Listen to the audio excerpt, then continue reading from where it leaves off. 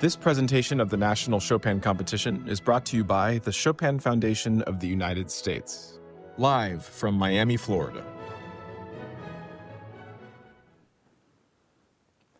Welcome to the National Chopin Competition. We are at the final day of this week-long epic of Chopin playing from some many talented performers from the United States. I am Ben Lottie. I've been your host all week. Thank you for joining us again. If you're new here, thanks for coming, and it's going to be a great show today. In fact, every show has been great. We've been meeting these contestants, talking about piano, talking about life, in between, before, and after these performances, getting to know them better, seeing the human side behind these competitions, and also interviewing jury and the conductor, or the founder, or the executive director of the Chopin Foundation, which presents this great competition. So it's been a really varied and interesting and stimulating week. Most importantly, what matters is we're here to celebrate the music of Chopin, and especially to celebrate the young performers who have been dedicating their lives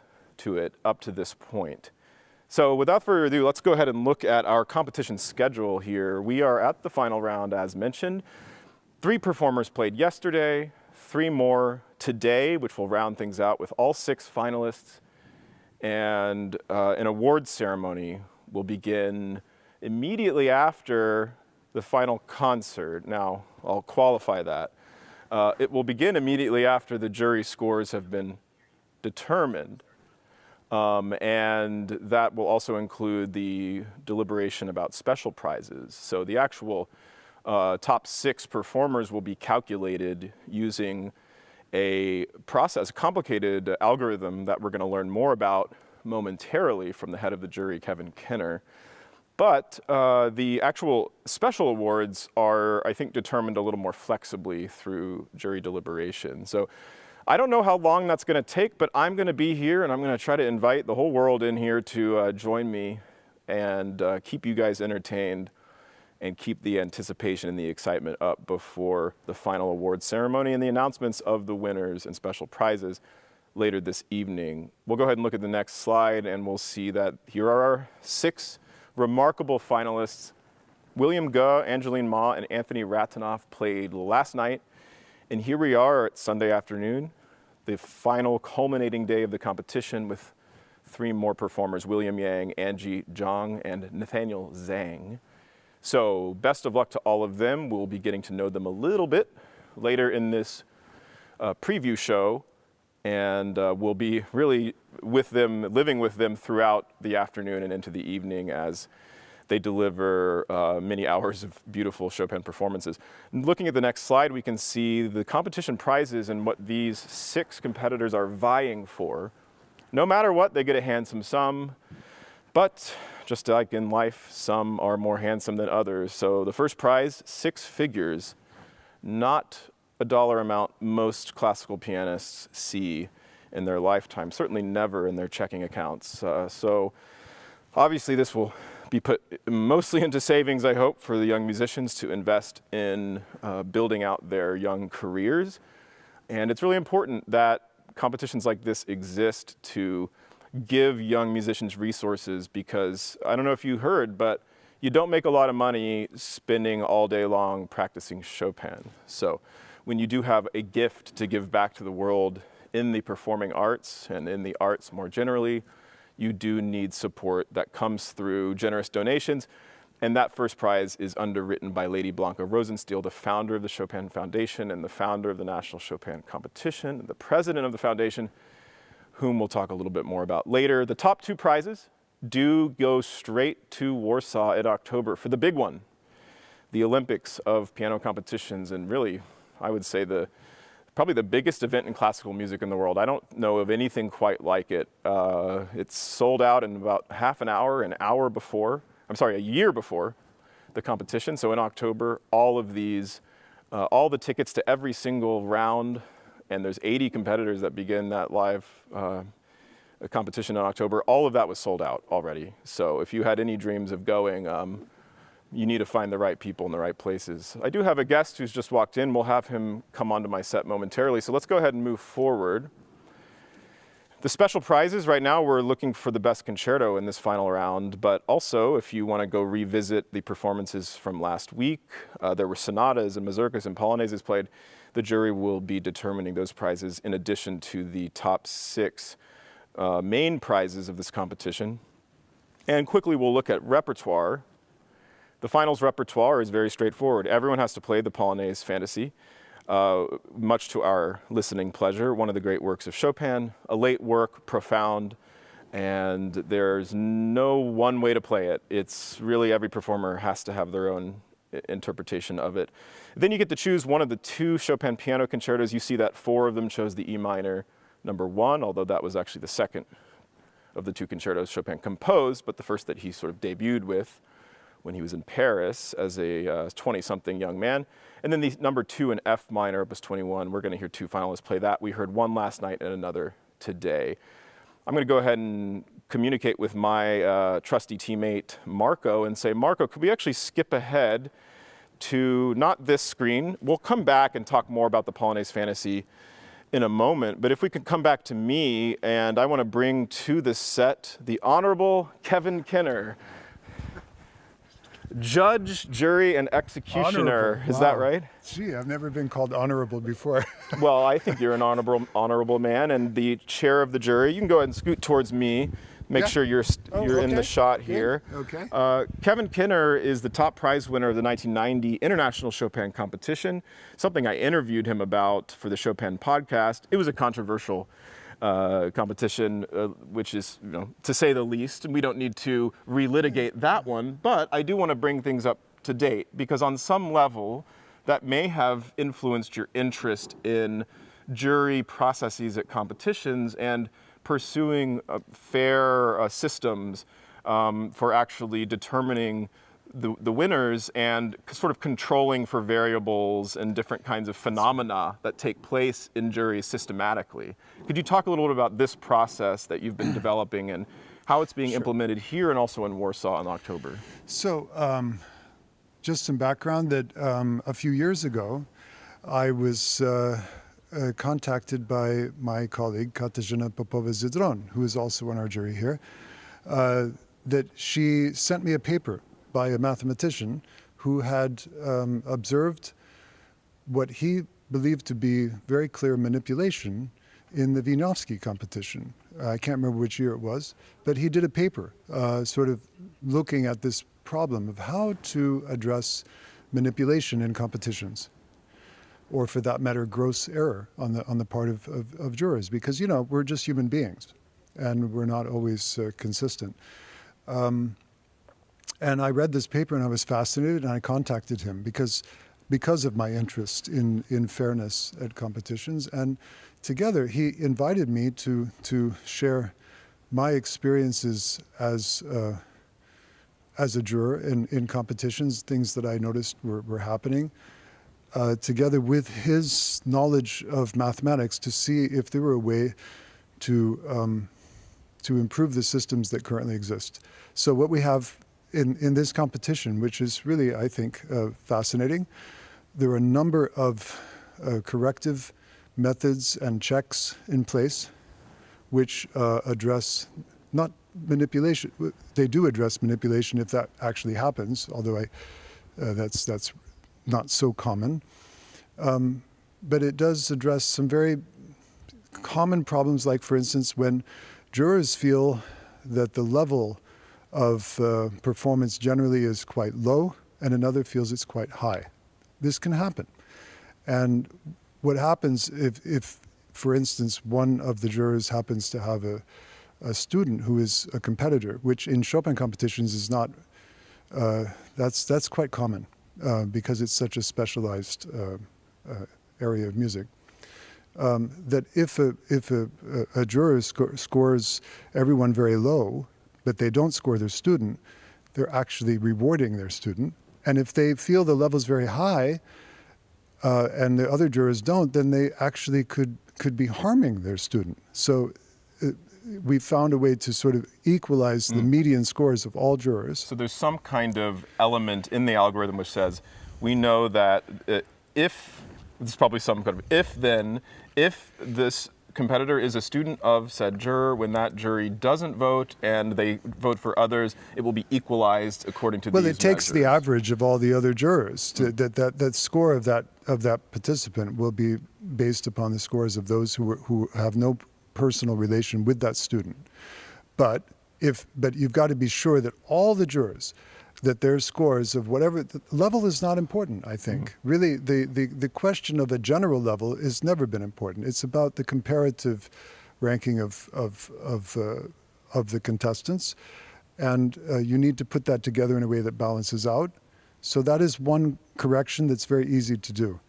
The second one is when jurors are given, as they are in every competition with range voting, a kind of description of what a score is supposed to mean. So it could be that like 1 to 5 is a poor performance, or 6 to 10 is average, and so forth. Going up to 25 to right? an excellent. That's right. Now, apart from whatever a judge feels the general level is, there is the question of how much of that range should be used. Some of them are quite comfortable using the entire range, and others use a very limited range. So what that basically means is the jurors who use the whole range have more power in their scoring than those who use a limited range. So there is a way to normalize those ranges that will equalize the power of every juror. Let me just pause there and just update those of you who are joining us. This is Kevin Kinner. He's the head of the jury. He's professor of piano here at the University of Miami. He's a past medalist in this here competition, the National Chopin Competition in Miami, and famously the top prize winner, although it was the silver medal in 1990 at the International Chopin Competition. Incredible Chopinist and person, and I would say scholar, and now increasingly a kind of expert of jury processes. I do want to say, I mean, there's a lot of, perhaps justified, perhaps not, depends on which competitions you followed and which have disturbed you in the past. But there is cynicism out there when a competition comes and somebody sees, oh, well, the students are, the jury has students in the competition, so, there it goes, it's all political.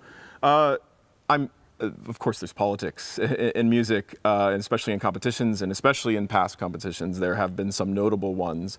That's undeniable. And there are cases in this very competition where there are students who study with people on the jury. One thing I'll say about that is if you happen to notice somebody is winning a competition and they study with a jury member, it's possible that it's not unlikely that that person might be so remarkable that they got into the esteemed schools where those very jury members teach. And they also happen to be good enough to win a competition. The point is these things are controlled for. You have to declare, both on the part of the competitors themselves and the jury, not just who you're studying with now, but who you've studied with in the past or who you've taught in the past. Can you just talk a little bit about that declaration process, just to sort of clear the air of any warranted cynicism? That's right. So usually in the past, it was just the juror who would make who would write down whether they had a teaching-student relationship with that participant, and it was sort of left as a sort of honorable, just a question of your honor, that you would simply be honest about it. Now, of course, we've added this other component that every contestant has to also fill out that form, and it's much more than just being having had private lessons with the juror. It's any kind of personal relationship with them, and it goes back a few years. And if there's any discrepancy between those two things, then the secretary of the jury has to basically address that and meet with the contestant, meet with the juror, and try to understand what that relationship actually is. And then from that is determined whether the juror really can score that person in an unbiased way. And the good thing is that in the past, when you couldn't score, I remember having a student myself in the 2010 Warsaw competition. Scoring was yes, no. And you couldn't score a yes for your student. But you had to have so many yes scores to go through to the next round. So what happens? They don't go through when they're very close. It's a no vote.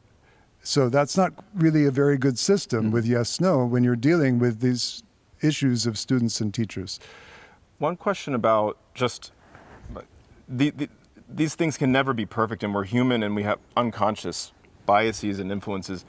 Is it possible that the knowledge of other jury members, that one of their colleagues on the jury has a student in the competition, could actually influence their own voting? I mean, not that they're directly going to please, I want to please this jury member because I know this student studies with them, but this kind of unconscious sense of sympathy and just awareness, so that maybe you listen differently or maybe you evaluate differently. Of course. Is that even possible to control, or are these the kind of things which we just have to let be? There's no perfect way of dealing with this, but this is a very important component of what we're doing here in Miami, is that if any juror is not actually scoring according to his preferences, but has an agenda of some sort, or is scoring people inordinately high because of some sort of pressure that they may feel of a relationship with another teacher or something. We have a way of determining outliers in their scores, that those sorts of rankings that start to vary to a degree that is noticeable, that it can be flagged from the great majority of other jurors that form a consensus, then those scores are identified and they are all thrown out for that stage.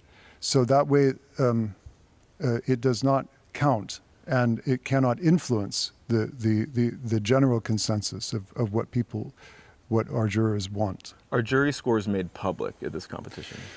That has not yet been determined, but I would say that I was very happy when I asked about that. I asked for a vote on it, and it was unanimous that we were all willing to have our scores published. But what happens if there's outliers that are thrown out in the actual calculation? Yes. But then you're going to publicize those numbers. Do those have asterisks on them? Because that's kind of revealing and embarrassing if you were saying, well, we found evidence of possible distortion or manipulation here. It can be. Which is a deterrent for doing it. Yes, perhaps. exactly. Yeah. Exactly. That is a very good point. You shine the light on it and disinfects these things a little bit. Yeah. Yeah. So these are some of the tools that we're using, that we're experimenting with, and they have been used in a few other competitions in the past, smaller competitions. But in each case, there are things that can be learned from that and improvements. These things that I've just mentioned we're also experimenting with instantaneous voting. Instead of sort of waiting till the end of a round, which, as you know, in this competition lasted 2 days, and in Warsaw can last as long as 4 days, where one's memory sort of fades. And people who you may have thought played very well on the first day, by the time you get to the last day, you think, oh, they weren't that good. Because what's fresh in your mind is what you may have heard just that day or a few hours ago. And so then you adjust that score down. And I think you score right away, even before the round is over, like at the end of the day. Yeah, actually for the final and the semifinal and the quarterfinal, we were voting at every break, every possible chance. The moment you have a chance. The idea is not to score the performer, but to score the performance. So you score the performance at that moment based upon the descriptors that we've given for the scores of everything from excellent to poor, and you just score it independently of any other competitor's performance. So then tonight, when you're scoring the final round, what are the percentages of the earlier round scores that are then factored in to influence the final determination of winners? Excellent question. So it is cumulative voting. So we're not throwing out any votes from the past, but there are certain weights that are given to each stage of the competition. So the first stage was given 10% of the overall score of that contestant. The quarterfinal got 20%. The semifinal got 30%, and the finals 40%. So basically, every round gets a little bit more weight, and it does make sense because the first round is very short in comparison. The second round has a longer recital. The third round has the sonata, and it's the longest of the recitals. And the final round is the concerto with the Polonaise-Fantaisie, I was going to say, I would have disputed that system if it weren't for the Polonaise-Fantaisie. That's right. I actually think semifinals are more important than if you just play a concerto, because often concertos are kind of bungled by performers who are playing incredibly well up to that point. And, you know, this is flexible, this idea. I could even see maybe all three of the last rounds, the quarterfinal, semifinal, and final, having equal weight, but the first round having less. But the important thing is the idea of an accumulation of scores that reflect only what you hear. To me, that is very straightforward. And then you might not even know who you want to win this competition until you add it up with the respective weights. But the thing, and we might even feel, as jurors, we might feel that we're supporting through our scores someone that we didn't think was the best. But that's because I think there are certain biases that exist, especially towards the end of competitions. Related to this point, I think maybe most important, because we've just kind of been talking math and not art, there is this question of technique versus artistry. Maybe it's a false dichotomy, but obviously both are relatively identifiable and distinguishable domains that are always overlapping. Nevertheless, you might fall in love with the playing of one contestant who perhaps shows some aspects that are not professional enough maybe to advance far in Warsaw. Maybe you feel like it is related to your own personal biases and you become aware of those, and therefore you actually start voting more objectively, whereas another voter might say, I'm sticking with my heart. This seems totally personal. So what are, you don't need to reveal your own, but just to speak on behalf of the jury, how do you, like, what do you sense that in general the jury is listening for, and what are the main overarching criteria for actually saying, this person's a 25, this person's a 21, I do love the one who gets 21. Yeah, there are descriptions about those ranges. That it doesn't just say this is excellent. It speaks about different things that you should be listening for in terms of technical mastery, in terms of creativity and real artistry, originality. You know, a person can play a perfect recital and play in very good style and be an excellent student of music. To me, this is not something that really merits an excellent category. Of course, it's personal. What's really good about the system that we're using is that it is personal the way we pin a quality of a performance to a number. That's very personal. And we can try to sort of get jurors to use the same range of scores to reflect that, but it's going to be personal. The good thing is that in this system, those ranges and medians and all those things will be corrected, so that in the end, what becomes most important is how competitors are ranked. The ranking becomes very important because that's ultimately what's going to determine who gets first, second, and third. This is all really illuminating. For those of you who are just joining us, this is Kevin Kinner, the head of the jury here at the National Chopin Competition. He's the top prize winner of the International Chopin Competition 1990, and little did you know, he was also, was it a semifinalist and special prize honorable mention winner in the 1980 competition at the age of 17. Yes, you have a good memory. Which means you were there to watch Pogorelich and Dong Taeson. Sure. And I know that your tastes have evolved over time, but we can't launch into that. You have a job to go do, but pretty interesting. We have a first-hand witness of that. So feel free to decline to comment, but how do you think Pogorelich would fare with this particular voting system? Those are the really difficult ones, and I've struggled, you know, with those who have truly original ideas, but they can be almost they like as if the culture of Chopin's aesthetic never seemed to sink in. You know, that you get this completely different thing. You know, in the end, a lot of times I have to take all those different aspects. Pogorelich was an excellent pianist and very original, excellent technique. His approach to playing Chopin, I think, was really very controversial and not something that I really feel, you know, was of the highest standard of stylistically. But for sure, scoring someone 3, Pogorelich was not a 3 out of 25. What happened? Yes, there were jury members that scored him with as low as 3. So that was an example of basically juries sort of using the voting system to sabotage ones that they found so distasteful, even though there's no justification for such a low mark. They might not even think it was sabotage. They may have thought it was very poor because the other factors of his originality and creativity just were not the priorities for those jurors, particularly the Polish professors, who were very much, in line with a person who plays in a proper style. So, Martha Argerich obviously scored him a perfect score. And the rest is history. Right? And the rest is history, and there we go. It is subjective in the end. It's been decades since then. I know even in Poland, the jury, the Polish jurors are of a different generation, a different world, and that's for us to discuss as the fall approaches. For now, I just want to leave you with one remark from a commenter who says, wants me to let you know that they think that you're a hero for doing so much work to make scoring music competitions more fair. So it's a heroic effort. Thank you for everything you're doing. That means a lot. That means a lot. I really hope I can make a difference. And all the system will be implemented in Warsaw as well? Something like Well, I believe so. I hope so. I certainly have heard favorable sort of comments about what's coming out of Warsaw. And so I'm quite certain that we're going in that direction. So thank you. Best wishes. Enjoy the afternoon. Great to see you, Ben. We'll see you back on stage for the final award ceremony. Okay. All right. Take care. Bye. Bye, Kevin.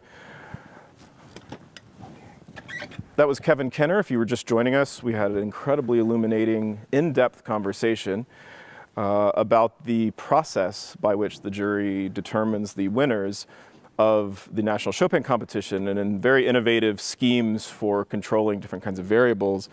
We've got about 10 or 12 minutes before we're going to go down to the stage for the announcements of this last final round session with the final 3 finalists playing tonight. I will communicate with my man Marco backstage in the control room. If we could flip back to the Polonaise-Fantaisie slides, I want to talk a little bit about this very special piece that we are hearing 6 performances of this weekend. I heard 3 of them yesterday, all very different, and we'll hear 3 more very different ones today. To quote Alan Walker from his recent biography of Chopin, from a structural point of view, the Polonaise-Fantaisie remains Chopin's most complex work, unfettered by traditional models. It is also one of the great soundscapes of piano music, and that's certainly true right from the beginning. It's also the case that Chopin was sort of pondering this unusual genre for several years before. He was even considering his own Opus 44 Polonaise, the F-sharp minor, as a kind of a fantasia in the form of a Polonaise, he said. He wrote to a friend, he said, I have this moment, I have at this moment a manuscript to place at your disposal. It is a kind of fantasy in the form of a Polonaise. I shall call it a Polonaise. So interesting to actually reflect on that piece, which we heard a few performances of last week, and think, that is true. I mean, suddenly we enter a dreamscape in the middle of it and have this whole mazurka inside of a Polonaise. So he was already regarding these later Polonaises as fantasies. I would say the heroic Polonaise has fantasy-like characteristics, no question. But he finally, in 1845, wrote to his family about a new composition, quote, for which I have not yet found a name. And he was really struggling with this piece. It was this Opus 61 and the Opus 65 cello sonata that gave Chopin the most trouble of all of his compositions throughout his lifetime. We have more sketches for this piece than any other one he wrote for solo piano. I think the cello sonata might trump it. And what emerged is, in Alan Walker's words, a kind of fantasy in search of a Polonaise. I love this idea. It's certainly not a Polonaise through and through with, the formal endings, the dance rhythm throughout, the sort of formal contrasts. Rather, it's a real fantasy from the beginning that discovers Polonaise-like characteristics, which is rich in symbolism. What those symbols are, it's up to you. And the more you dig into Chopin, the more ideas you'll have. But these sort of fleeting visions of Polonaises, of memories past or maybe future, Polonaises of the future are kind of emerging, coming in and out of focus as the piece develops. The work was completed in the summer of 1846. For those of you wondering, Chopin's dates are 1810 to 1849. And he was already very sick by this point in his life, and he'd already been pondering his own mortality for at least a decade, going back to the late 30s, when we know that when he was in Mallorca, Spain, on his terrible vacation with George Sand, he was really close to and considering the imminence of his own passing. Luckily, that didn't happen for us, although unluckily, he still passed away quite young. Could you imagine if his lifespan were doubled, what late Chopin might sound like composed in the 1880s or 1890s? I mean, it's just, that's a parallel universe I would at least want to visit if I had a time machine. Or some kind of access to a wormhole. But in any case, this piece was not received very well right away. It had a very negative critical reception in the 19th century, including from some of Chopin's friends like Liszt, who said, the Polonaise-Fantaisie brings the mind to a pitch of irritability, bordering on delirium. Niecks, the pianist and critic, said the work stands on account of its pathological contents outside the sphere of art. Yikes. Can't say I agree with that, and luckily pianists believed in it and kept performing it, and the musicologists came around to it in the 20th century. If we could see the next page. And the next slide will just show the opening of this. Just on the screen, you can see the visual beauty of the opening, the stark contrast between those opening chords with such gravity. The key signature is A flat major, but we begin with an A flat minor sonority that immediately moves to C flat major, which is really the enharmonic of B major, creating a kind of tonal uncertainty from the beginning. And as Alan Walker says, with the sustaining pedal depressed, Chopin releases the genie from the bottle. 200 years before Christina Aguilera, Chopin was already releasing the genie from the bottle. And as the harmonic series takes hold, the keyboard shimmers from one end to the other, the blended dissonances creating a dreamlike, futuristic effect. What follows is a fantasy in search of its Polonaise. Then we see the primary and secondary themes stacked on top of each other there. And you'll notice in the left hand of that middle box on the left, we see the score has that kind of that's the characteristic Polonaise rhythm, and a lyrical right-hand theme, very searching, mezzo voce. And then later on, we get an enigmatic theme that comes in the left hand. You have to listen for it. Very gorgeous theme, poco più lento. But it's the way Chopin apotheosizes those two themes back to back in the climax of this work, which is so extraordinary that you really can't put it to words. Felix Jablzinski, the Polish writer and painter, said, neither the Eroica nor the Appassionata of Beethoven has a single section of such raging passion. That might be a little bit of hyperbole there, but in any case, Chopin rarely surpassed the heights of emotion, Alan Walker says, reached in these culminating pages. So we can look forward to 3 more performances of that great work. The Chopin concertos themselves are large-scale works. And after talking with the conductor, Ramón Tabar, yesterday, we sort of agree these are miniature sort of bel canto operas. Chopin was, of course, influenced greatly by Bellini.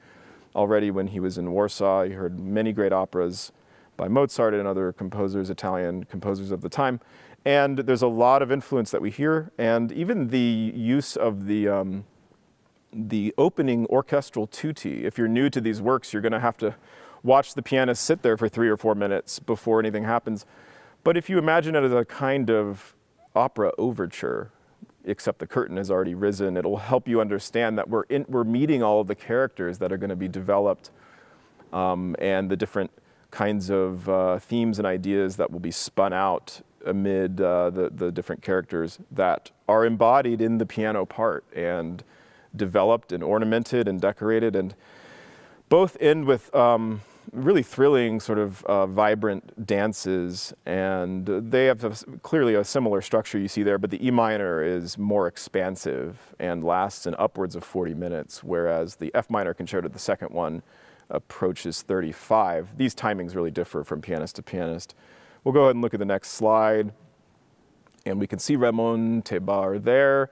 He's conducting the Chopin Competition Symphony Orchestra. This is an orchestra made of professionals in the Miami area who have been put together in the last couple of days to rehearse these two concertos and run through them with the different pianists. And so that is the orchestra for this competition, and Ramón Tabar has lots of experience conducting throughout the world. And it's really incredible and inspiring watching how he listens so sensitively to each artist. Let's go ahead and move forward. If you want to learn more about these works, check out the Chopin podcast. There I am on the green screen. I'm going to try to give a thumbs up through the podcast logo. Oh, okay, you don't have to come back to me.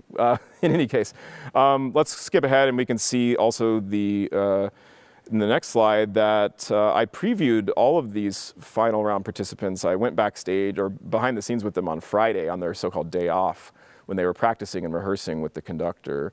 So check that out. It's a very interesting behind the scenes look. And now we can just move forward and quickly visit the jury. Here are the 8 jurors. We met Kevin Kenner earlier in this program, learned a lot about the jury process. Now let's just skip ahead, if we could, to the video in which we can preview our 3 finalists who are playing this afternoon. So let's take a minute and meet each of them and hear about their earliest experiences with Chopin. Hello everyone, I'm William Yang, originally from Minnesota, but currently studying in New York. For me, Chopin's music is very special. I think even from a very young age, maybe 4 or 5 years old, I was constantly watching videos of Yoon Lee's performances at the 2000 Chopin competition in Warsaw. He was definitely one of my biggest inspirations throughout my childhood. Hello, my name is Angie Zhang, and I am from the Garden State, New Jersey. I currently split my time between Los Angeles and New York City. My earliest memory of Chopin would be listening to his E minor concerto with my parents. There was just a lot of music in the house, and I think my mom saw that I was really into it, and then my dad joked with me and said that he composed it. So I think I just fell in love with it even more. Hi everyone, my name is Nathaniel Zhang. I'm from Folsom, California, and I currently live in Philly. The first time I ever heard Chopin's music, I was around 6 years old. I was in the waiting room before my lesson, and I heard one of the most charming, beautiful pieces ever. When it was finally my turn to have the lesson, I asked my teacher what it was, and she told me it was Chopin's A Major Prelude, Opus 28, number 7. Right then and there, I told her that I wanted to learn it. At the time, my hands were so small, I could barely reach half the notes. I'm really happy that I can include this piece in my program for this year's competition. Well, it's really cool seeing that, and if you've been watching this past week, you've met all 3 of those, with the exception of William. We're going to try to get William up here at some point today, I hope, William Yang. We've met the other 5 finalists in these interviews, and it's been a really cool week just getting to know them backstage. But we're just a minute away from sort of sending things towards the stage. But let's take a look at the final, about the programs of each of these 3 finalists. Now, so if we can see here, William Yang will be playing the Polonaise-Fantaisie, as all contestants, finalists will, and he has opted to go with the second concerto in F minor. We are only hearing 2 of those this weekend. We heard one last night, and now William will play it again. After William performs, there'll be a short break, and then Angie Zhang will play Polonaise-Fantaisie and the first concerto of Chopin in E minor. Finally, Nathaniel Zhang will finish the competition with the Polonaise-Fantaisie and also the first concerto of Chopin. With that, we will go ahead and send things down to the stage here at Gusman Hall at the University of Miami and await the opening remarks from Alek Laskowski, the spokesperson of the Frederick Chopin Institute in Warsaw, who has graciously come here to be part of this competition in Miami. So this is a good chance to get up, maybe take a quick break, get a snack, get a drink, make yourself comfortable. And thank you for joining us. I hope you stay with us throughout the afternoon for these great performances and the subsequent announcement. Let's go ahead and go down to the stage and we'll await the announcements.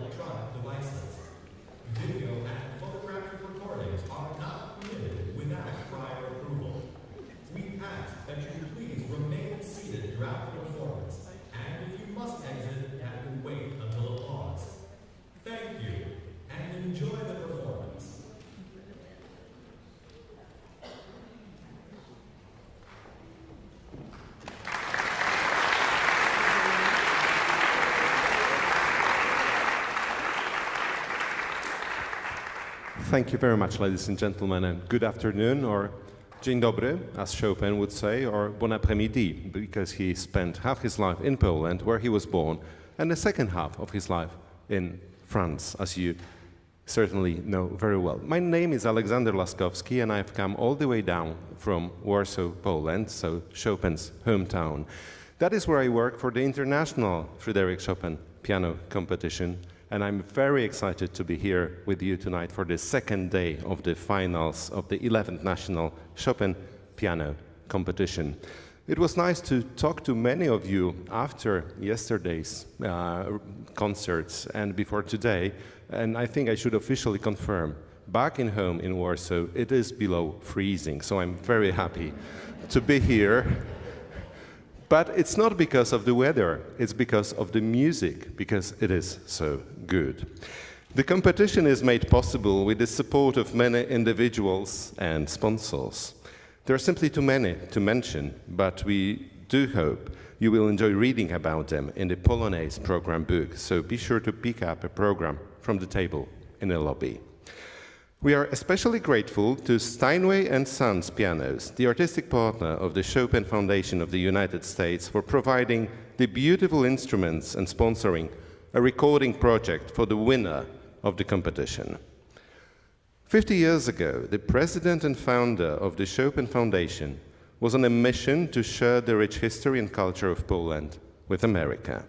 As a child, she was forced to abandon Warsaw during World War II and was placed in a work camp. Since Chopin was Poland's most beloved composer, she dreamed of making his music a part of American culture as well.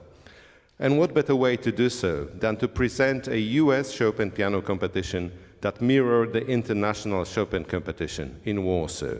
Thank you, Lady Blanca Rosenstiel, for 50 years of devotion to this mission and for your support of the competition and Chopin's music in the US.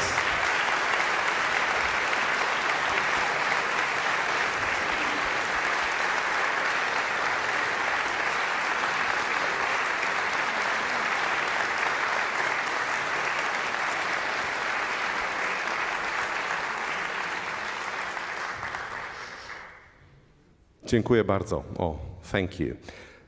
I have to say that the winners of the two top prizes in this competition go directly to the international competition in Warsaw.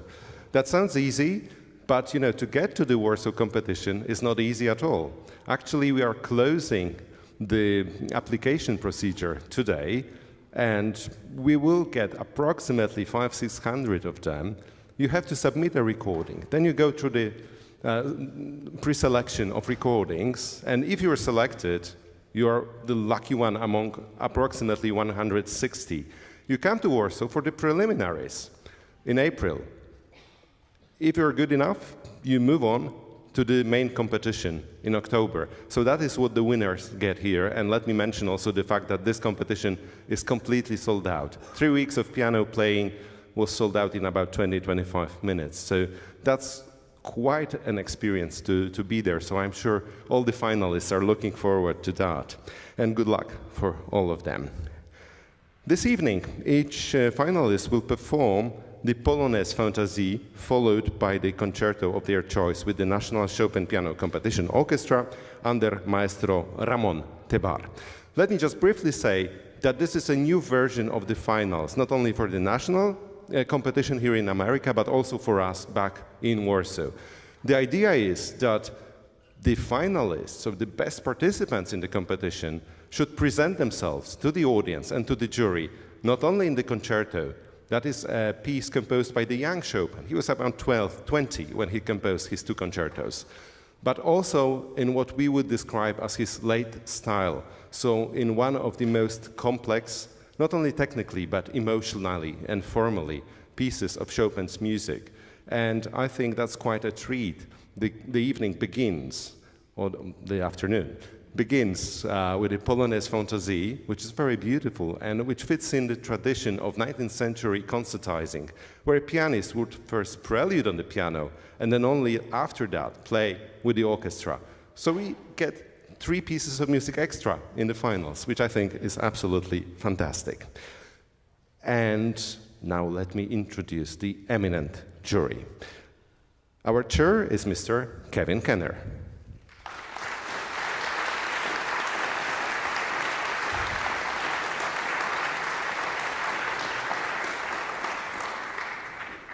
And joining Kevin are Ning An,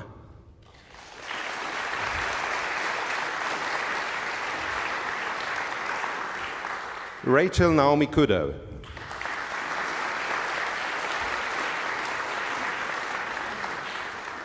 Robert MacDonald,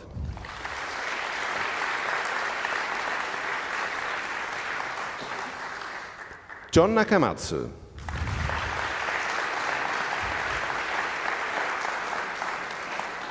Ewa Pobłocka,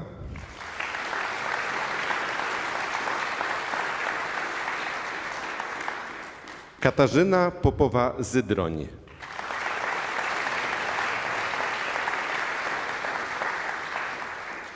and Dina Joffe.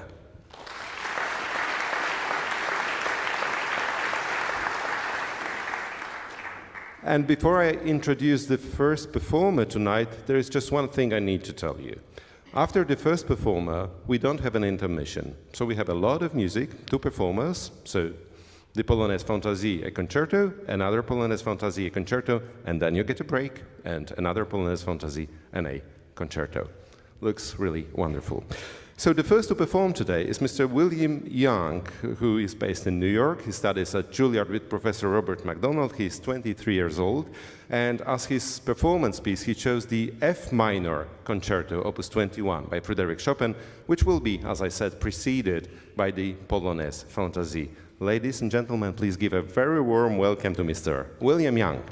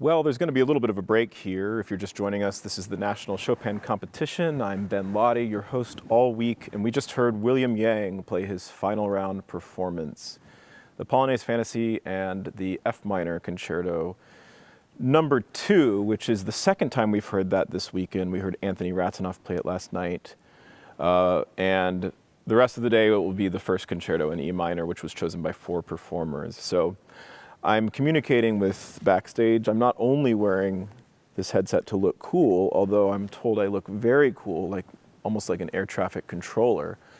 But in any case, I am just going to keep in touch with the backstage in case they tell me it's time to go. But I understand there's a little bit of piano tuning taking place, a few audience members with small bladders, and a little bit of jury breakage as well. So I think we're back here for at least 3 or 5 minutes.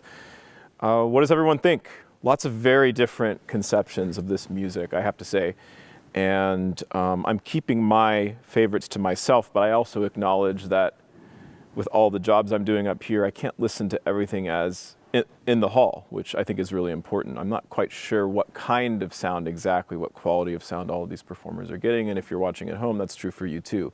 We're actually sort of tuning into the same stream here. So if there's a result and you're surprised, it might have something to do with that. I mean, the jury is in the hall. They've been hearing these performers in the hall all week. And of course, the live sound is the true sound, and that's the special sound. So after this short break, we're going to hear Angie Zhang, and then finally, after an intermission, we're going to complete the afternoon with Nathaniel Zhang. Then there's going to be a break of indeterminate length, at which point I'm going to try to herd as many pianists as I can, maybe even some clipboard guys, and really whoever I can pull into this little studio that I've created for myself up here in the control room. And we're just going to hang out, talk Chopin, talk to some of these young artists as they eagerly await the results. And once we get word that the judges' calculations have been made and processed and the special awards have been determined, then we will go down to the final award ceremony. But we can't predict that exactly. All I can do is assure you that the calculation process here in Miami is a bit faster than the process in Warsaw, where sometimes people are waiting for hours on end until the middle of the night before we get any official announcement. So it should be faster than that. Nonetheless, I can't tell you to come back at X o'clock, 7 or 8 or whatever it might be for that award ceremony. All I can say is we're going to try to keep you entertained after the final performer and before that award ceremony. Probably just a couple minutes here, but if anyone has any questions. Yes, I don't know any Polish. Big Bird says I look cool. Big Bird, so do you. Love that big yellow suit that you wear. It's really stylish. All right, thank you, Skeptical Chemist. And yes, I know. Do I look like a customer service agent? I think I could work in a call center, maybe just for a day though. But there should be a Chopin hotline. I'll work for that. If anyone has any burning Chopin questions, just 24 hours at any time of day, I'm just waiting to be called by strangers around the world, even when I'm sleeping.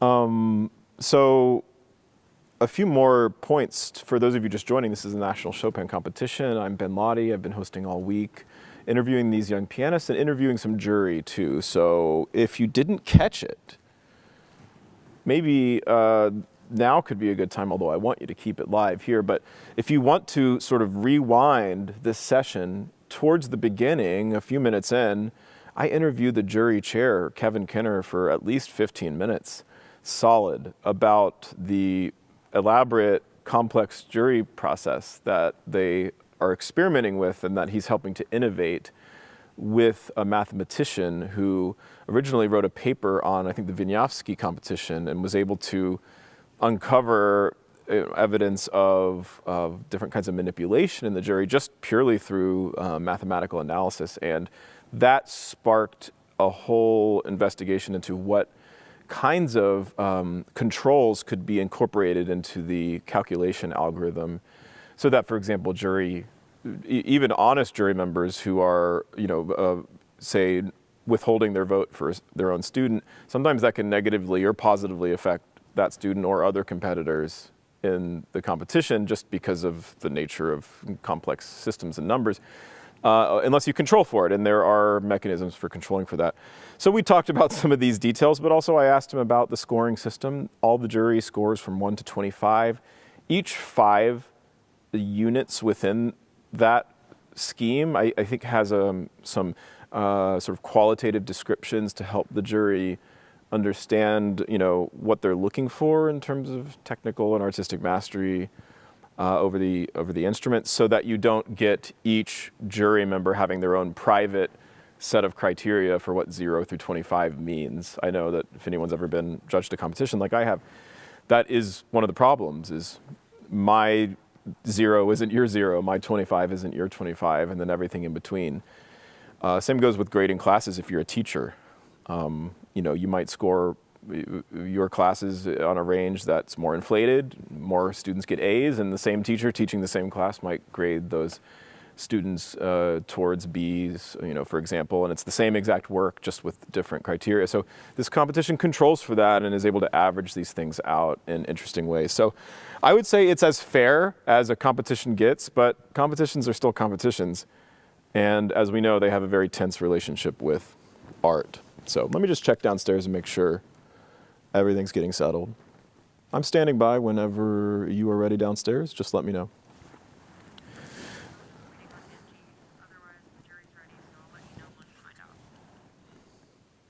Sounds good.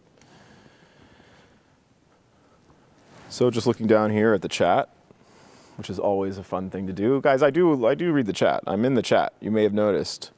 I am among you. I am one of you. Big Bird, big fan. Any other Sesame Street characters watching from home who love Chopin? Elmo? Oscar the Grouch? Cookie Monster? Would love to know what your favorite Chopin pieces are. At Intermission, hoping to get the 2 first performers this afternoon, so that would be William Yang and Angie Zhang.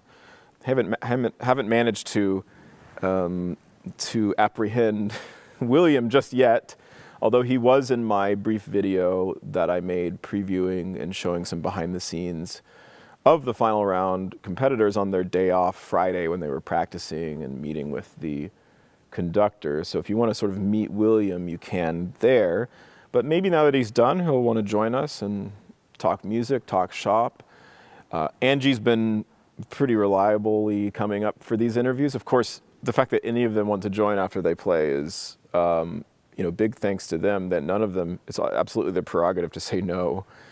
These are high stakes competitions, and that can be a big distraction to have me pull you in and, basically make you talk in front of 1,000 people. So I'm getting word that we're starting soon, so great, we'll send it back to the stage. And with that, I hope you enjoy the next performer. It's going to be Angie Zhang. And we can go ahead and let's show her screen. Let's see what she's playing today. And we'll see that she's got the Polonaise-Fantaisie like everyone else, and she's chosen the E minor concerto, that first one. So sit back, relax, and enjoy this show. There's 2 more. Thank you very much for being such a great, receptive, and patient audience tonight.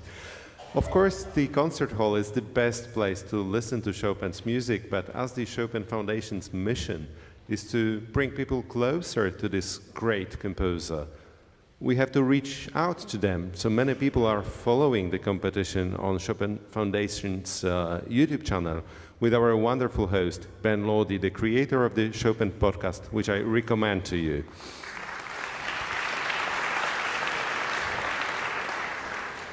The Chopin podcast, I'm really addicted to it. I said that yesterday, but I can publicly repeat it again, because it's a conversation between Ben and Gary Colson, who will be our chair in Warsaw, and it's an opportunity to understand Chopin's music in depth. So please check it out if you have a few hours free.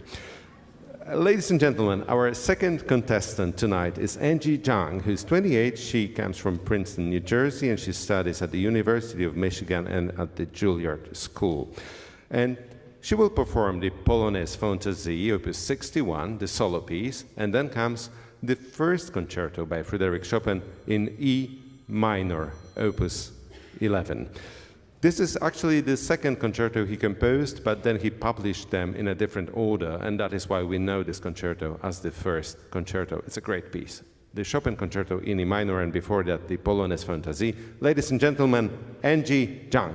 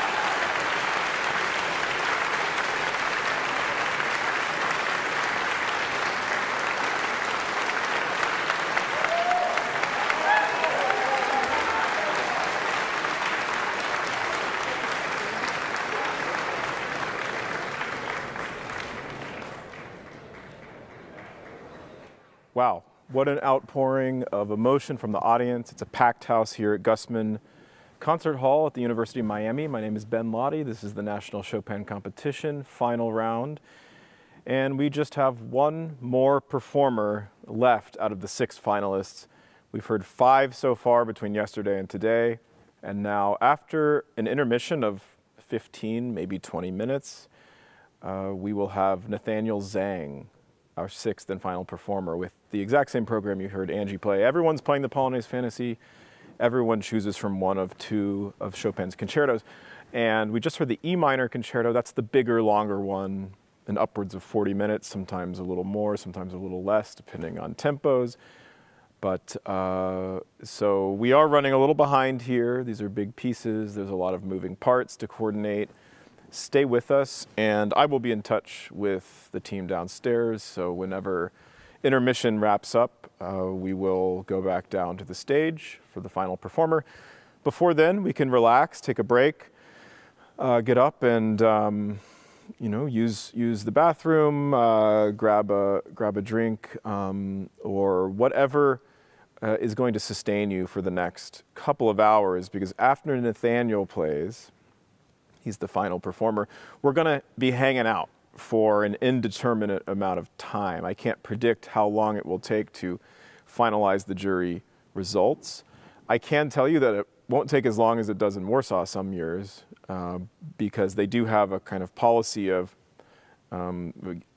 scoring the different performers right away after each performance, or at least as soon as they get to the next break. They score and they are ready to submit. So the actual calculation should be the fastest part of this, meaning that 1 to 25 score they gave every performer in every performance. Each of the 6 finalists have that score and for each of their rounds, and it's going to be weighted 40%, 30%, 20%, 10%, I guess, the first round, right, still sort of factors in. So 40% for the final round. So if you get a 25 in the final round, that is going to count 25 out of 100. No, okay, I'm not going to do the math right now, but you see it's tiered in different ways, 40%, 30%, 20%, 10% going back in time to the previous rounds. In any case, what that means is it's a cumulative competition. The way you played a week ago still matters, although it matters slightly less than the way you played tonight or this afternoon or last night. And the semifinal round, which in a way was the most substantial, the longest, right? A full sonata, mazurkas, extra pieces, 50, 55 minutes in length. That's still 30% of your final score. And of course, it weighted significantly in choosing the finalists. So that calculation will happen fairly rapidly, actually. But there's also special prizes to determine. And as far as I understand it, those are deliberated upon. So there's no calculation for those. They actually sort of maybe submit. I'm going to find out, but my guess is they maybe put down a name and they sort of see how they agree. They sort of talk through it and decide what makes sense in terms of awarding those prizes, which include Best Concerto, Best Mazurkas, Best Polonaise, and am I forgetting one? Probably. You'll tell me in the chat. I did invite Angie up. I'm way upstairs now, and you have to sort of brave a metal staircase to get here, so it might take her a moment, or maybe she has other plans. I'm prepared either way, whether this is going to be an interview or just me hanging out with you all in the chat and viewers at home. So stay with us, don't go anywhere. Although I do advise now is probably the time for a break if you don't want to miss any of the music. Music should be resuming in less than 20 minutes. So let's turn to the chat. Interesting comments here. Zempen says etudes may be considered negligible at this point. So that's 10% of the final round. Say you had a blip in your etude and you're a finalist. Maybe that's not really going to affect you so much. But consider this. Perhaps you made the finals, but you had, I suppose, the weakest score collectively, once averaged out between the different judges, of the 6, and then you give a strong final round, your semifinal round could be sort of undercutting what we heard today or yesterday, depending on who that might be, right? So it's interesting, if you just are tuning in for the finals, which some of you are, because I'm noticing the numbers, this week we were steadily approaching 1,000 at a time, and between 5 and 10,000, sometimes a little more than that by the end of one of these long live stream sessions. But today and yesterday we were approaching 2,000 at a time, and we're already up into the 20,000s for yesterday's session, and that's still climbing. So for those of you just tuning in, if you have time to check out any of the performers that seemed interesting to you today and yesterday, I would advise checking out on their semifinal performances, actually, because those are going to weight the most. And mazurkas can tell you a lot about a musician if you don't have time to listen to the full sonata. We can make this a little AMA while I await any possible interview with Angie. Everything's a little bit played by ear here because we're dealing with competitors who have host families and obligations, and when they're finally done with their performance, it's not obvious that the first thing they should do is come on to the camera and be interviewed, right? And so it's actually kind of amazing. We've gotten so many great interviews with so many of these young competitors this week. So if you want to ask me a question, tag my name. It'll be easier for me to see it. And let's see what we have here.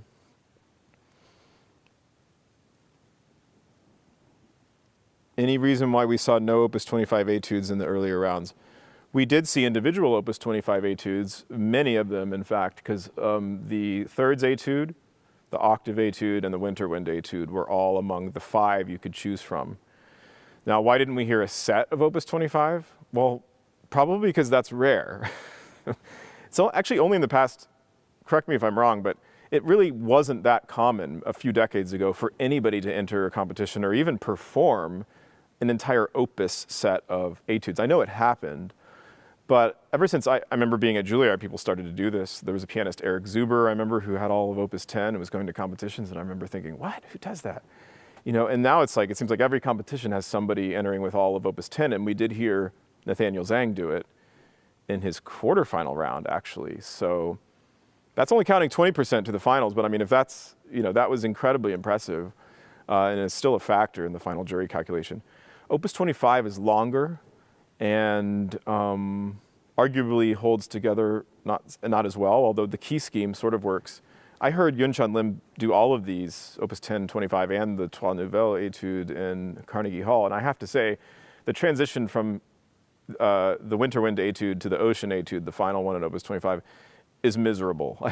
It's just, you finish the Winter Wind etude, we should not hear that Ocean etude right after that. The key doesn't work, it's, emotionally they clash. That's what I think. I don't love hearing Opus 25 all in a row. I mean, it's always a spectacle, and of course, if they're amazing, I'll love to hear it, but Opus 10 is just a little tighter. It flows. I sort of compare Opus 10 and Opus 25 of Chopin like the two sets of etudes, sort of like the first and second book of Well-Timbered Clavier. The first book is a little more like pattern preludes for Bach. The first set of Chopin etudes almost follows a key scheme for a bit there. It almost looks like he's about to do what he does in the preludes with slight differences, and then he deviates, but they follow more of that kind of almost Bachian program or scheme. If you could have Chopin himself just play one piece of his for you, which would it be, and why the Polonaise-Fantaisie? Yeah, it probably would be the Polonaise-Fantaisie for all the reasons we've been discussing. This seems to be, in Alan Walker's words, the valedictory sort of address of Chopin's life, and it feels the most autobiographical, certainly. I mean, it's between that and the Barcarolle, I guess. I wouldn't really want to hear him play the F minor ballade, only because I think he's a little maybe too frail for that. Although this is the question, what if I met younger Chopin, like 20-year-old Chopin, and had him learn one of the pieces he hadn't written yet? Like, give me, early Paris Chopin, 23 years old, and I want to hear that guy play the fourth ballade. Okay, that's interesting to me. But otherwise, yeah, I think Polonaise-Fantaisie is the right answer.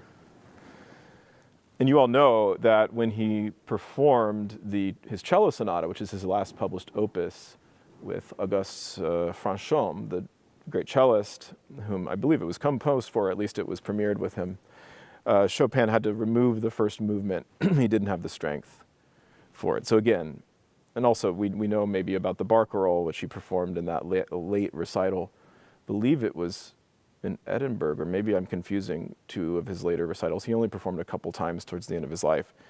And the barcarolle was among them. The first two of Opus 25, I would love to hear him play Opus 25 number 2. It's the most Chopin-esque sort of little etude. And will the Polonaise-Fantaisie count towards Best Polonaise? I don't think so. I'm guessing not. That should be its own category, no? That's a good question. So we'll see. My guess is no, because the required Polonaises were for the quarterfinal round. That's a separate category than the Polonaise-Fantaisie finals requirement, and we already have Best Concerto for the finals.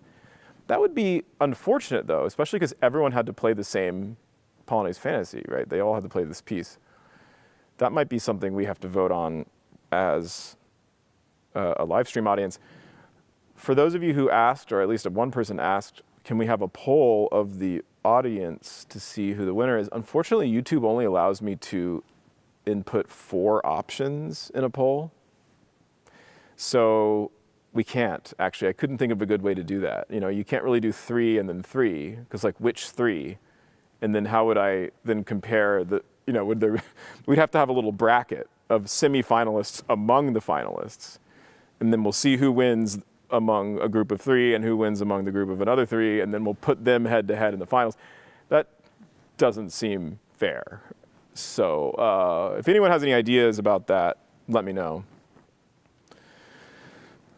Interesting question. Do you think Chopin was more of a Polish man or a French man, considering his influence from the Parisian landscape? Yeah, this has been discussed. Some people are very adamant that he is French. His father was French. His mother is Polish. And I like that. My cop-out answer is simply that Chopin is buried in Paris and his heart is in a church in Warsaw. So I think that just about sums it up. His body is French and his heart was always in Poland, and I think you can hear that in his music. Mazurkas are an interesting case because, as I was discussing with one of the judges, I don't know, I've had too many conversations while I've been here, but interesting to think about how the fact that Chopin's mazurkas are actually extremely characteristic Polish pieces, despite being kind of French salon music in certain respects, right? So, and they constitute a sort of important body of Polish folk music for Polish people, even though it's high art music at the same time. Chopin invented these tunes, but they're so native to these sort of organic styles, some peasant styles, and different kinds of mazurka traditions, and the different dances that make up the mazurkas, and the different sort of sung also kinds of rhythms and styles that we hear there, that Chopin's own body of work is considered folk in a way, which is interesting in Poland. So if you want to sit here all day long and talk about how he was just a French composer, I mean, it's just kind of forgetting some very important aspects of the musical content. Yeah, he made his career in Paris. Rachmaninoff made his career in New York. I mean, sure, Rachmaninoff didn't have an American father, but still, Rachmaninoff's a naturalized American citizen. Is Rachmaninoff's music American? Actually, arguably, his Rhapsody on a Theme of Paganini is an American piece, not a Russian piece. So, nevertheless, I mean, to call Rachmaninoff an American composer is kind of laughable, right? So, just some things to think about. We could vote which day, 1 or 2, we believe the winner is coming from. Oh, that's interesting. Yeah, we could do some creative polling, but unfortunately I can't just like have the top 6 be voted on.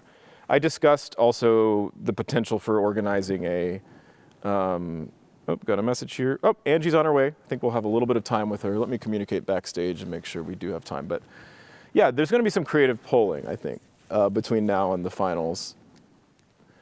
I know it's the middle of intermission, just letting you know I will be interviewing one contestant who's on her way in now, and whenever the intermission's done, I have my headset ready and you can communicate with me.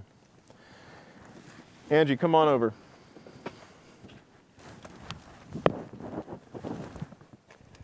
I'm not going to stand, but this is my standing ovation. Bravo. Thank you. Thank you so much. You want me to take these from you? You want to hold them? Sure, yes. I just thought maybe, I should at least bring it over here on my long trek I'm going to smell these while you talk about your incredible performance you just gave. How does it feel? You're done. I'm done. So where are you at? I think I feel good. I mean, I think the 2 days that I had finally, all my rounds were kind of compressed along with William and Nathaniel. So this was my only kind of break during the whole competition. And it really just allowed me to smell the roses again.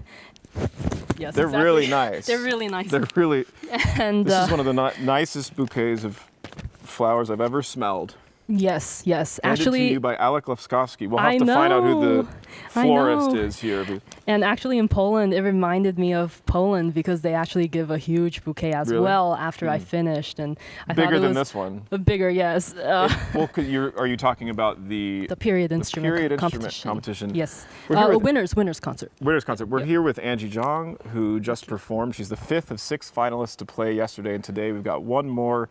This is an intermission if you're just joining us. If you look at the schedule in the description, we are running a little bit late. So thanks for your patience with all of this. Obviously, lots of moving parts, literally many parts on stage during a concerto. You played the E minor, the big one, 40 minutes sitting there in the first 10% of that. Yes. What are you doing? Are you just staring, are you twiddling your thumbs, or what's up? Honestly, I felt really one with the music. Every time I was on stage, but today in particular, I think it was actually a brilliant idea to start with the Polonaise-Fantaisie, because usually when I play this concerto with orchestra, I'm pretty cold at the beginning, and the first thing you play are octaves and arpeggios. So it felt great to have a 12-minute warm-up, and then you only have to wait 4 minutes. So I felt like, I could do it 20 times over. You didn't do this, but if it makes anyone who's ever missed a note in a concerto feel any better, and I have permission to say this from Georg Olsen himself, go listen to his E minor concerto performance from 1970 in the final round of the International Chopin Competition. And when he comes in cold, because he hadn't played the Polonaise-Fantaisie, he comes in with authority, plays the chords, and on that first arpeggio, or somewhere in that very first couple of bars, he kind of slaps a wrong note right at the top. Didn't affect his results, did it? And of course, wrong notes are not the topic of the day. What I want to talk about is, again, your listening for the decay of the sound, the singing lines you create. You'll create a texture. You're doing whatever you do with your pedal to allow the sound to change, and then you move forward. This helps create line. We had a lot of swimming references last time, so we don't have to go there again, but can you just talk about this elusive sense of creating line in Chopin when we were playing this percussion instrument with hammers that give these kind of stamped out punctuated marks? How do you connect the dots? Yeah, so on modern piano, that is definitely, something I'm always talking about with students, always thinking about myself. And it's definitely elusive, like you said. It's very difficult to really produce a line. It's really difficult to think between the notes, but I do think the secret potion lies within, what are you listening for after you press a note. So all these, moments, these milliseconds between the notes, that's what you have to make magic. And I noticed, to my great pleasure, listening to your last movement is what comes to mind, although you do this consistently. But in the last movement, one of the things that made your playing sound so playful, but also fluid at the same time is, of course, it's a vibrant rhythm and all that, but you would sometimes choose a bass line or a top line. Or sometimes Chopin has these compound melody things where there's a note in a top line that's actually on the first note of every bar descending and in a scale, but then there's filigree in between. You show that kind of thing really nicely, and it creates a multi-dimensional texture. It's like, oh, I'm hearing this, like you've made it bold, if you're in some kind of design app. And then you're going to make this one, the opacity change here. So that helps my ear follow things, and it also allows me to enjoy the dance happening inside of it. How conscious of you are you in connecting those different, the polyphonic kinds of lines that aren't the immediate ones that your fingers are actually playing? Yeah, very, very conscious, especially like you said in the last movement. To me, I like to think of it Like I like to, in my head, think of it in the same way as if I were playing Bach, honestly. I think there's, so much meta melodies, I guess, and it definitely helps me move the piece forward too. Otherwise, you just hear a bunch of notes, and that's not. No one wants it to sound like Czerny on steroids or something.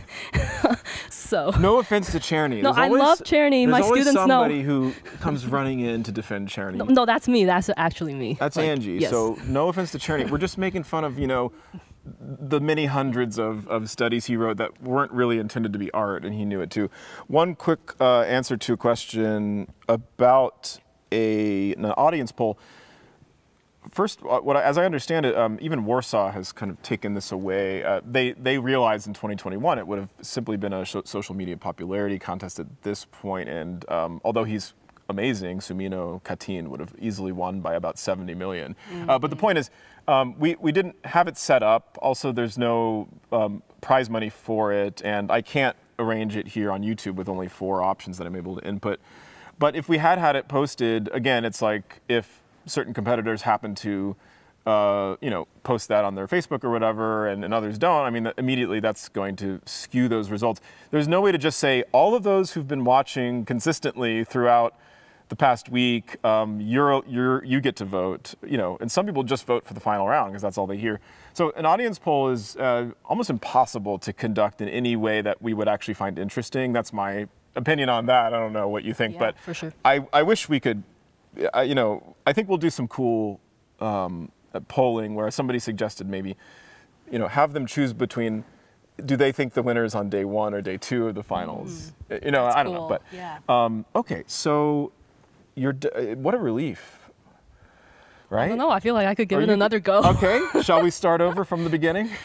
Those 2 days really did it for me. I think I'm ready to go. Actually, I have a lot going on right after, as you know, got? American Piano Awards. So in February and April, Angie and here end of March. Is one of 5 finalists in the American Piano Awards competition, which is a 13-month competition actually that they're in the middle of. It all culminates in early April.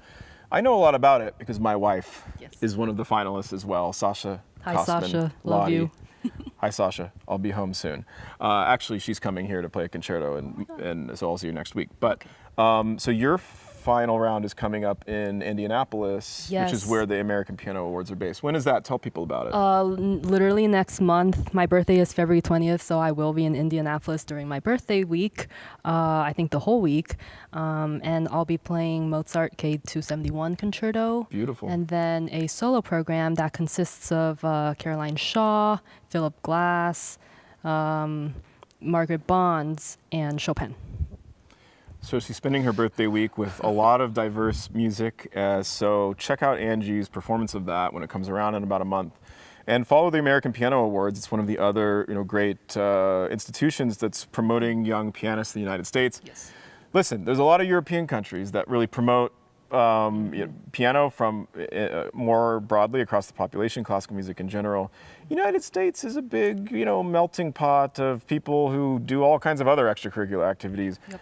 We need to promote classical piano here. And thank you for all you've done. I mean, you're a doctor of music, you teach, you perform, you do outreach. Mm-hmm. So can you talk maybe a little bit about that? Because we're looking for the best American pianists to go represent our country in Poland. It's sort of like the Olympics. Mm-hmm. What do you think about classical piano in America? I mean, what is your perception of it? Oh, we could talk for hours, I'm sure. Well, we have hours actually before the results are announced. True. I think I'm just very much aware. When I was young, I learned basically with the Russian school method, and that's, I really have my mom and others to thank for my solid foundation. And I do think, that's something that maybe over in the East and over here with, teachers from that kind of background, kind of help their students more with. So, I was just talking to a friend the other day. Her son is a very, very talented cellist. I help mentor him sometimes.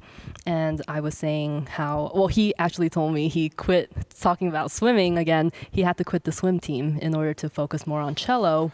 And then his mom told me every day was 5 hours. And I was thinking to myself, and this is something I've thought about for a decade or so.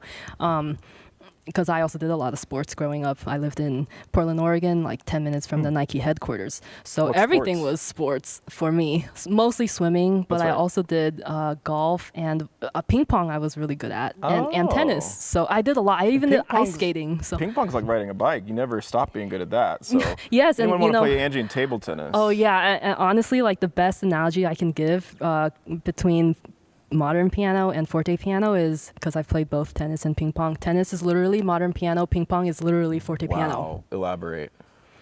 It's just that simple. Like, everyone gets sports, so just think about it in that way. You have to be much more agile. You have to think on your feet. You have to move. You can't just be, we can kind of be just like this, like in front of a 9-foot giant. You can't do that when it's ping pong. You can't do that when it's the forte piano, especially the Graf, like the Viennese action. That's super quick.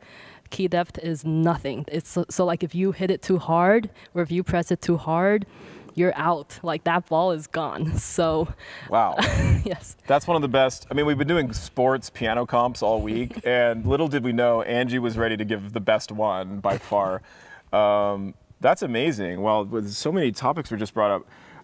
Before I forget, back to the American Piano Awards, I can't fail to mention that the last winner of this competition, Avery Galliano, who was also a semifinalist in Warsaw, is among those 5 finalists as well. She's already given her one of her recitals, but all of them will meet in early April. Back to piano in America. Yes, sorry, I didn't finish. No, but other countries have schools systems where they teach not just piano, but solfege and music in general. Music literacy, like develop musical your literacy. ear. And we don't have any kind of state school system like that. So especially in America, although it's like this in plenty of countries, piano lessons are an extracurricular activity for some to take, especially those parents who believe it's edifying and might help the SAT score or whatever. It tends to be a middle class pursuit. And it shouldn't just be that. Yeah. If it were promoted more, maybe it could reach a general level of participation like sports. Maybe never quite the level of sports, but did you just have afternoon piano lessons once a week like the rest of us American piano kids? Yeah, I'm really passionate about this topic. Going back to this swimming for 5 hours with your coach every single day. If we did that, our country would have much better representation, I think, in the international realm of music. Because I've kind of, traveled all around the U.S. giving master classes and performances. I'm sorry to interrupt. No worries. Alec is actually on stage announcing the next performer. For sure. Well, maybe you can join us after Nathaniel. Yeah. But let's go ahead and go down the stage now. Thank you so much. More. Like 2, 3 a.m. But I don't think it's going to happen tonight. Well, I hope it's not. So whenever the jury is ready, we'll invite you back to the hall for the awards ceremony, which is such a moving moment. And then one thing I wanted to say, because as a Pole, I feel so grateful to be part of this. So I would like to say thank you to the Chopin Foundation and Barbara Muse personally for inviting me to come here. But also as a Polish person, I feel very grateful to Lady Blanca Rosenstiel and the whole foundation for all the work they do for Frédéric Chopin. So let me just say how important this is for us, how important Chopin is for us back in Poland, and in general, classical music. And to just give you an example, if you look at the program on the page with Nathaniel Zhang, you see Paderewski's name after the pieces. You know what it means? It means that Paderewski was the editor of this music. But Paderewski was also a great composer and a great pianist who was instrumental in Polish history. He helped bring Poland back onto the political map as the country did not exist as an independent state. So he was more than a musician. But then music was really always more important to us. And once when Paderewski, already Prime Minister of Poland, came to Paris, to France, to meet Georges Clemenceau, the famous French politician. After the meeting, Clemenceau asked, "So what is he doing now?" And they said, well, you know, he used to be a pianist and a composer. Now he's the prime minister. And then Clemenceau said, well, such a great pianist and now prime minister? What a come down, really. So it just shows you how important this music is for us. Nathaniel Zhang, or Zhang, he tells me we can use both pronunciations. The Zhang, the Chinese one, is the correct one, but for your convenience, you can always say Zhang as well. He's 17, he comes from Folsom, California, and studies at the Curtis Institute of Music. And as his final concerto, he chose the E minor opus 11. Just think also about the orchestra, they have to rehearse it, so it's quite a few times that they repeat the E minor concerto, but they're brave. So, ladies and gentlemen, let us give a very warm welcome to Mr. Nathaniel Zhang.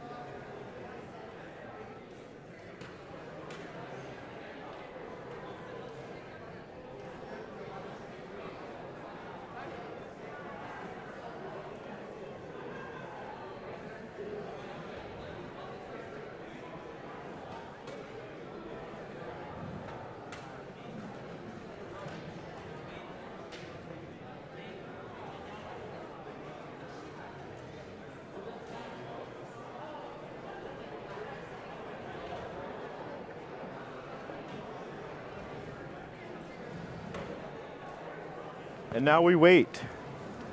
Thank you for joining me. I'm Ben Lottie. This is the National Chopin Competition, and we're done with the music.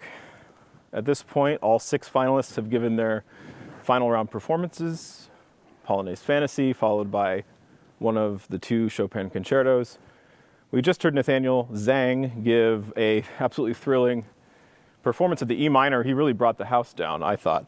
And at this point, welcome to the after show, or you might call it the pre-show of the final award ceremony, which will be a live event that takes place back down at the stage. This is the National Chopin Competition. We're coming to you live from Miami, Florida. We're at Gusman Hall here at the University of Miami. I've been running all over the building, scrambling to get everything in place for this final show before the big announcements are made. So take a break, but also stay with us and enjoy this show. We've got a few guests who are going to be joining us. I can't predict everyone who might come up, but I think I know a few.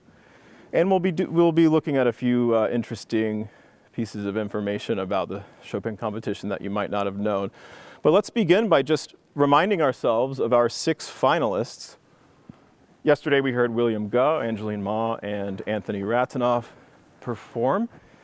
And this afternoon it was William Yang, Angie Zhang, and Nathaniel Zhang rounding out the 6 finalist performances. Let's remind ourselves what they're playing for. High stakes. I'd like to note that I believe the International Chopin Competition first prize winner is a mere 60,000 euros. I don't know the exchange rate at the moment, but that still is going to be less than 100,000 US dollars, which is the first prize of this here competition. So stay with us to see who wins those big bucks. But remember, this is classical music, classical piano. This money goes a long way to helping launch the careers of these young artists. This is not just vacation money, although maybe I'll ask the performers if any of them come up between now and the award ceremony and what they might do with that money. We'll see. But most importantly, this was underwritten by Lady Blanca Rosenstiel, the founder of the Chopin Foundation and the the National Chopin Competition, which you are watching now, and we're going to learn a little bit more about Lady Blanca, who is in the house tonight, later in this after show / pre-show of the final award ceremony. First and second prize winners both go to Warsaw automatically to the main competition there in October, the International Chopin Competition. Third prize winner gets automatic acceptance to the preliminary round later this spring in Warsaw, which gets you one major step closer and still handsome prize money for 4th through 6th. Let's see those special prizes. We were listening to these concertos. What did you guys think was the best concerto?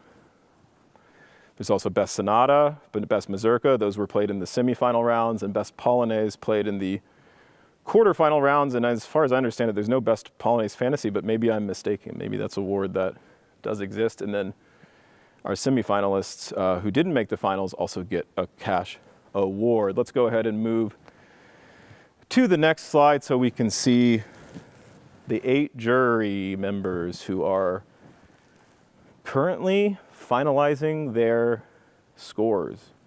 Now, they've already submitted scores for all of these contestants in previous rounds, and each of those scores numbered 1 through 25, and based on a set of criteria that they all, at least objectively, can refer to in terms of various aspects of artistry and technique, different considerations.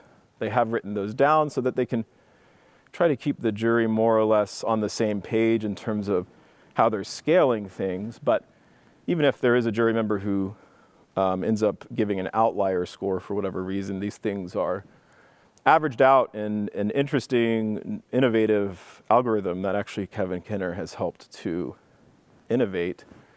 And at the beginning of this stream earlier in the day, before these performers played, Kevin was here with us explaining that in detail, so you can go back and watch that later.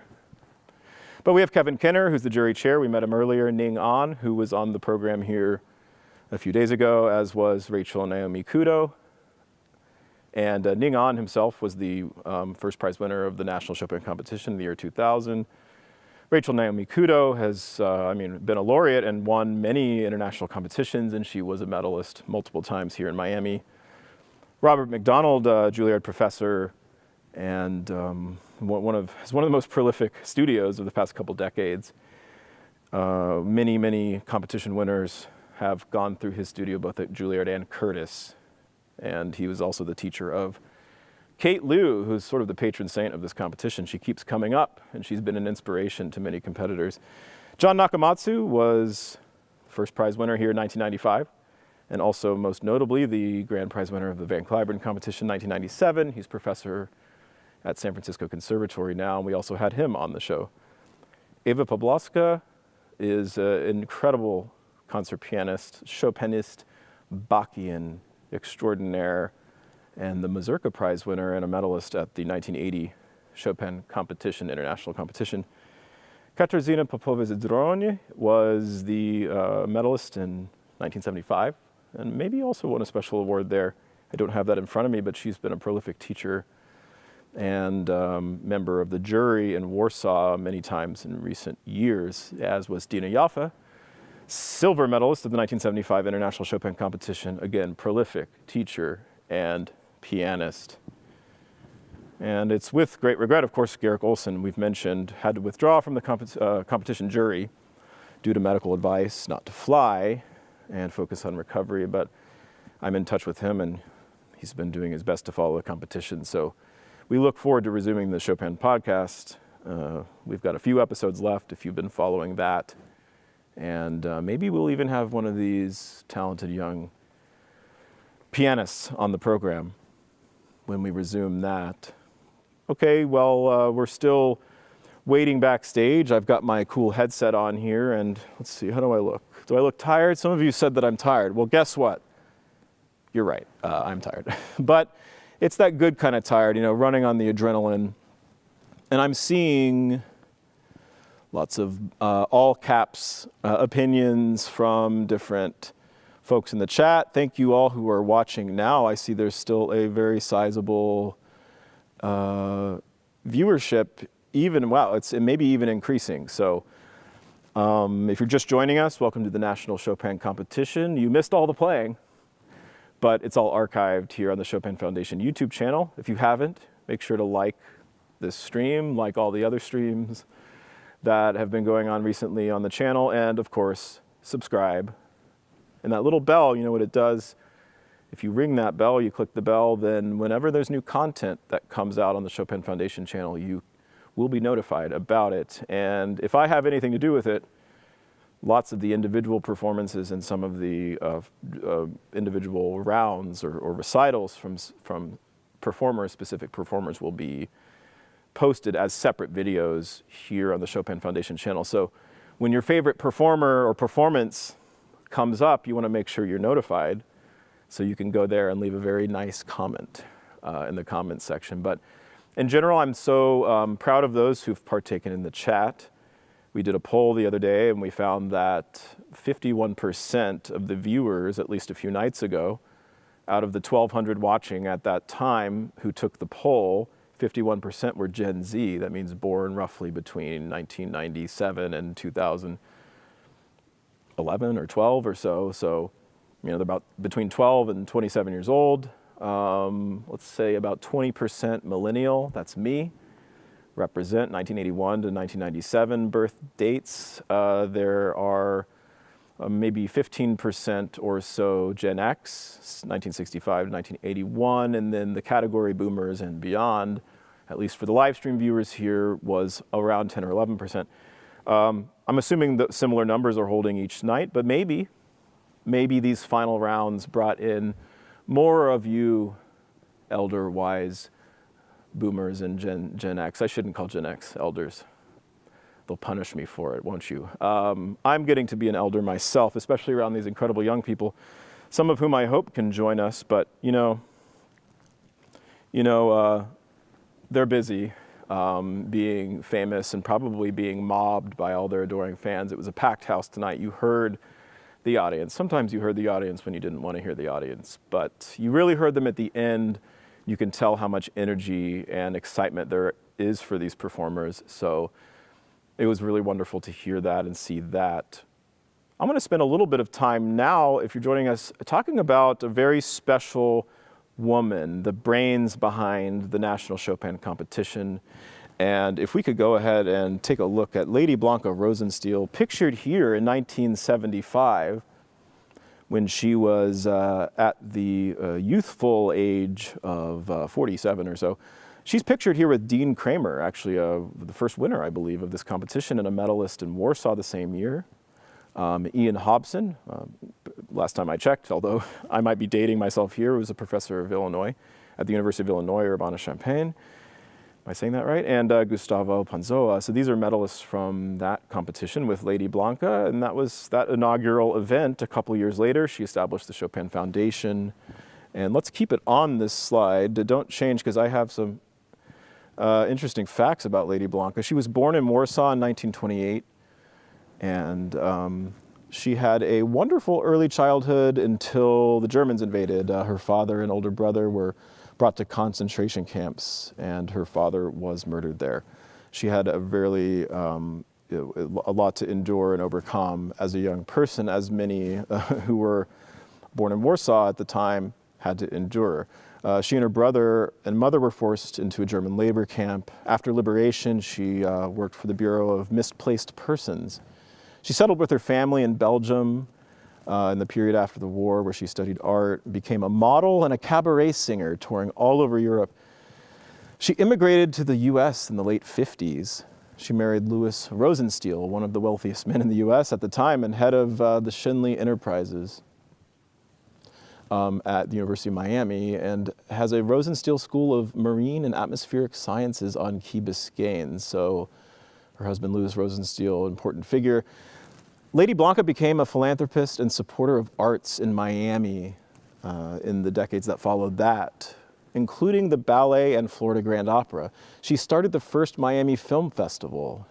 She's founder and president of the American Institute of Polish Culture, has represented a Polonaise ball in Miami every year for 52 years. She's a savvy real estate developer in Virginia and created Blandemar Farm Estates, an enclave of 21-acre lots with million-dollar homes. She spends her summers there and has raised everything from cattle to dogs to race horses. Need I go on?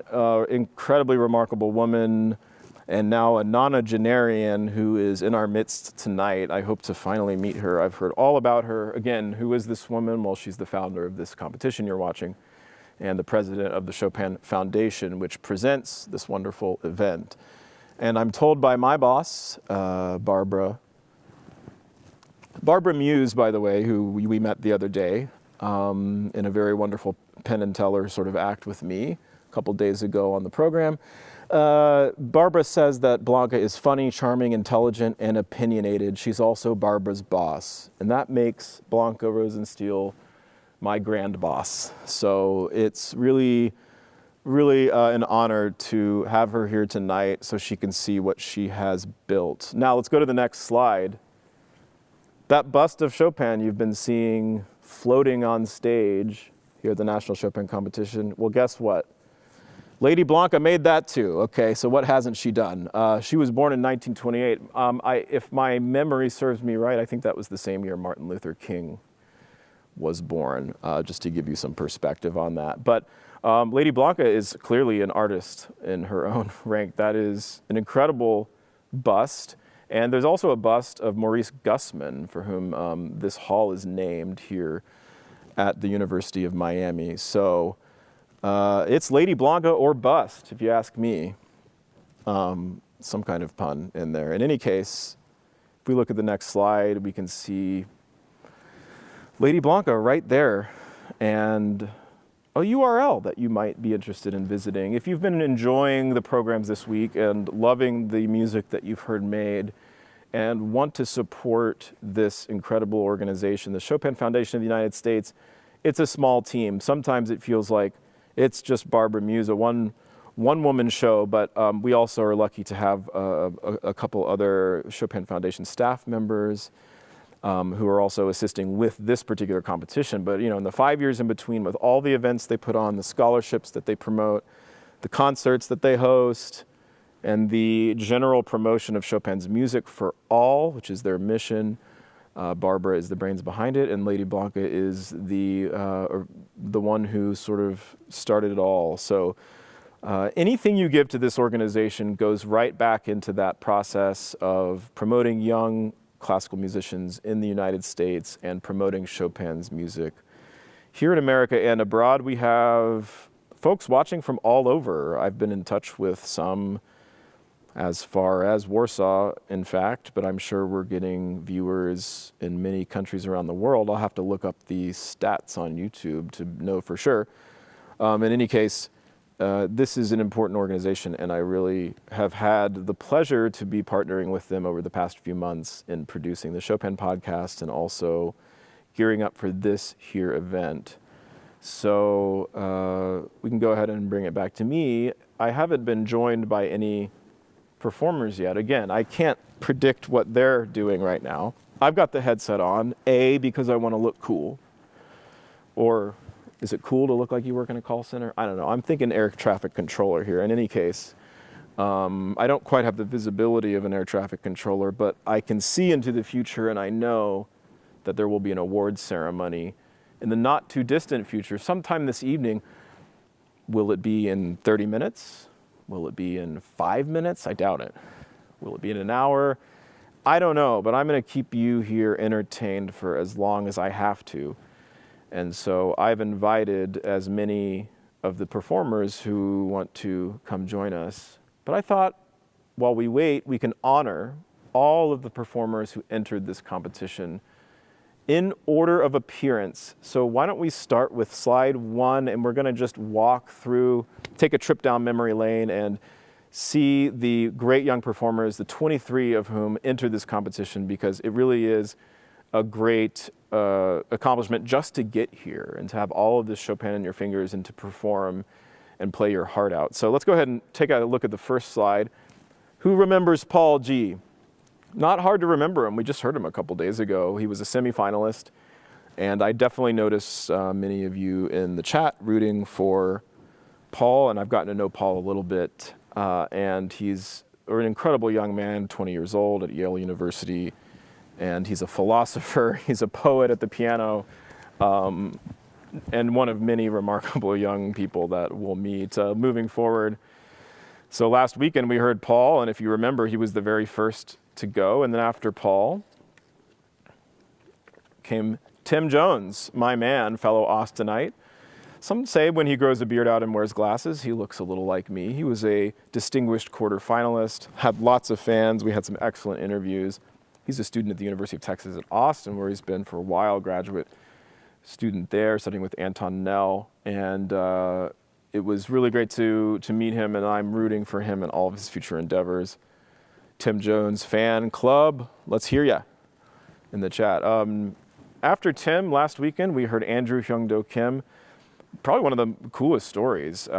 He's actually got an MBA from Columbia, and he currently works as a consultant at the Boston Consultant Group in New York. I guess, in his spare time, he's just puts 3 hours of Chopin into his fingers and had some really great performances last weekend. He had attended the New England Conservatory of Music and recently even studied with Dong Tai-son, who was the winner of the 1980 international competition. After Andrew Hyung-do Kim came Anthony Klecek, 18 years old, a Viennese man, Vienna, Virginia, I should say. He was a semifinalist, has many favorites. Any Klecek gang, Klecek fans, Anthony fans, speak up. Let's hear you in the chat. I definitely know there were lots cheering his name. We heard the only Opus 2 of Chopin, the Mozart variations on La Ci daremo la mano from Don Giovanni by Anthony, but that was just one of many memorable performances. His fourth ballade, you need to go back and listen to that as well. After Anthony came Matthew Liu. I feel like he's a buddy of mine from Lawrence, Kansas, 17 years old, made the quarterfinals, and a really humble and just lovely young man who played incredibly well. If anyone remembers his first and second rounds, he was one of the ones who played that C minor nocturne really beautifully and also gave us an Andante Spianato Grand Polonaise Brillante, which, if I remember correctly, was to die for. After Matthew It was Angeline Ma, who is still in the race. She is a finalist. I know she's a favorite of many, and she's still around. She's even invited up here, but gosh, at this point, she probably is being mobbed by adoring fans down in the lobby here at Gusman Hall who probably want her autograph, so I don't know if she'll be able to make it up here. In any case, we will be seeing all the finalists on stage at the awards ceremony whenever that's supposed to begin. So any Angeline Ma fans, Ma gang, let's hear you. After Angeline Ma played last weekend, we heard Megumi Maekawa, who was a quarterfinalist. I remember very fondly she gave us our first second scherzo performance and the only one of that quarterfinal round, which she added extra to her program, and she played with a lot of passion, and there were many who believed that she would be a semifinalist. Speaking of semifinalists, after Megumi, we had Oliver Moore in the lineup. He was a semifinalist, and he has many who believe he should have been a finalist. So I've been following the chat. Oliver fans, let's hear ya. He is a student of Garrick Olson. He's definitely in the house tonight. I saw him downstairs, and I look forward to hanging out with him more. He is a very lucky student of Garrick, and Garrick's prepared him well. He's come a long way, I mean, even just since last summer. So he's somebody to look out for. After Oliver came, well, we know this guy, Anthony Ratanoff, who is somewhere in this building as we speak, awaiting the awards ceremony, because he's a finalist. We heard him last night in the Chopin's second concerto in F minor and the Polonaise-Fantaisie.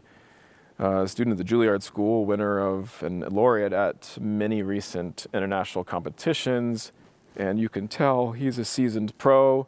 He also gave us the only tarantula, Opus 43, the tarantella, as I'm told. It is a spider dance in A-flat major, the key he identifies most with. After Anthony last week came Lucas Shaw, and a really remarkable young man as well, who is probably good at way too many things, including piano, but also, if I remember correctly, he's at Brown University. He's a skilled computer scientist. He's done a lot of other, he's pursued a lot of fields, and piano is one of his passions. And it was really great to meet him when he was here for the first round, and he gave really heartfelt performances. And another C minor nocturne gang, speak up. Lucas Shaw is in your camp. After Lucas came Alex Chametti. I remember his performance fondly. Lots of very interesting details and style from this young man. Studies at the University of Michigan with Christopher Harding. And we had a very fun interview together that you should go back and watch. So very promising future for Alex. After Chametti came Karina Sang. Sang gang, speak up. A lot of people were predicting Karina for finals. She played her heart out. She has an incredible singing tone. Just 22 years old. She's currently in Switzerland. Her teacher is Alexander Kobrin. She's been at Eastman in the past. She has a very bright future. I know many are sad not to have heard her Polonaise-Fantaisie or concerto, but we are lucky that we heard as much as we did from Karina, and we will be looking out for her in the future. After Karina came Victoria Wong, and Victoria won the hearts of many viewers after she was faced with a lot of hardship in her quarterfinal round when she began the F major ballade, and A4, right there in the middle of the keyboard, was out of tune, actually knocked out of tune, not deliberately, by Karina Sang in the previous performance. That scherzo, that third scherzo, has got a lot of A's that really, you really got to dig into those A's, knock the A out of tune.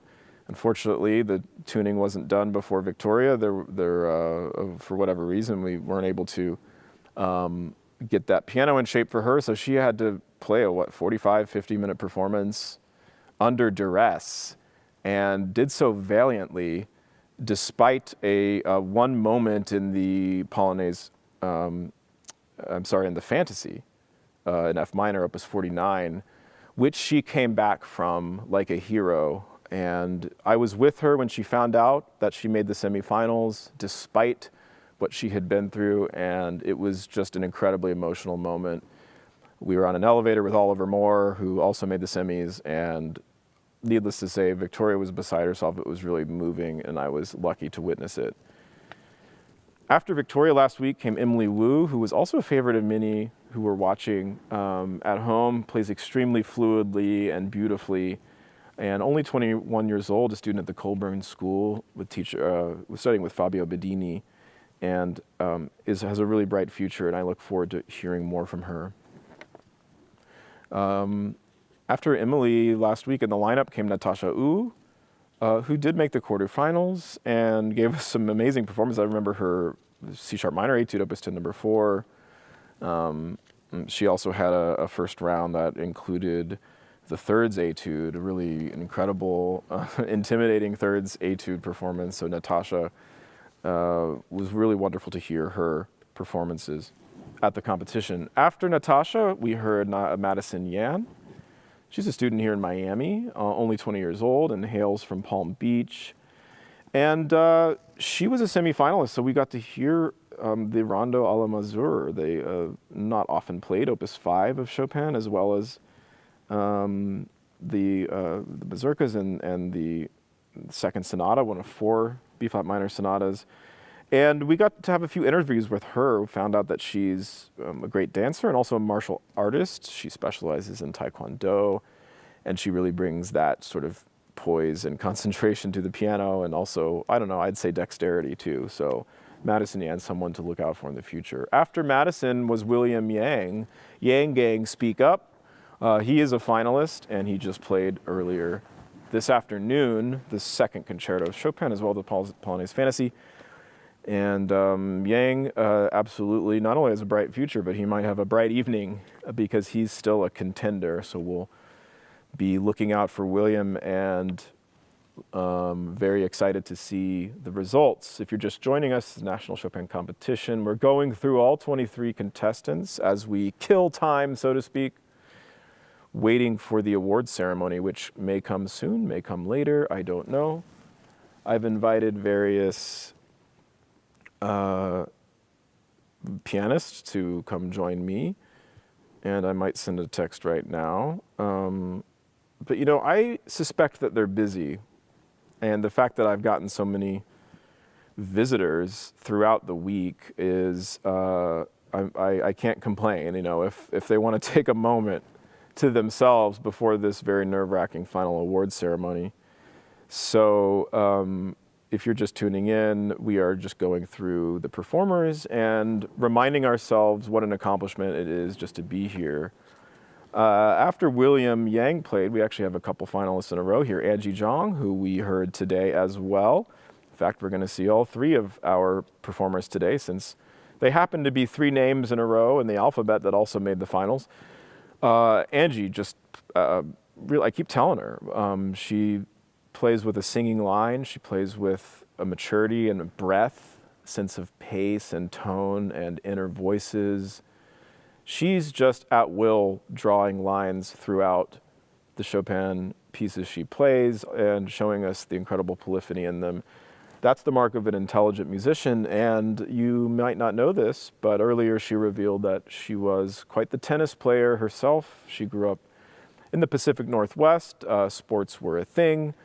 Not far from Nike headquarters, Angie was not only practicing the piano, but practicing her table tennis, and she's also a remarkable period performer in the sense that she plays forte pianos, had lots of success in the period performance Chopin competition in Warsaw recently. And she likened tennis versus table tennis to modern piano versus forte piano.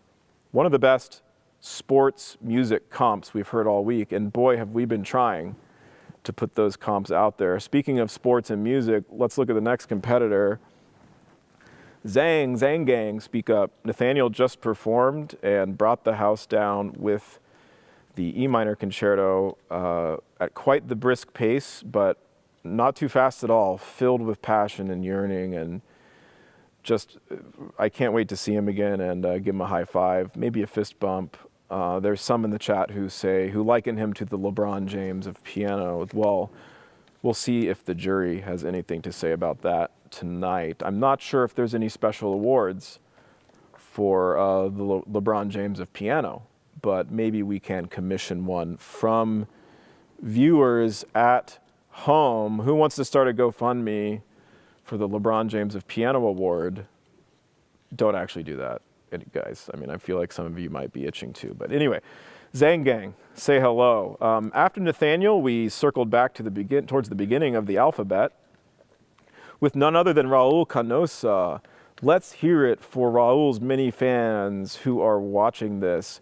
Raul is one of the standout performers of this competition because he did something unlike any other, although there's an asterisk there. But he played the Opus 9 No. 2 Nocturne with all of the authentic variants that have been passed down by Chopin through his pupil Mikuli.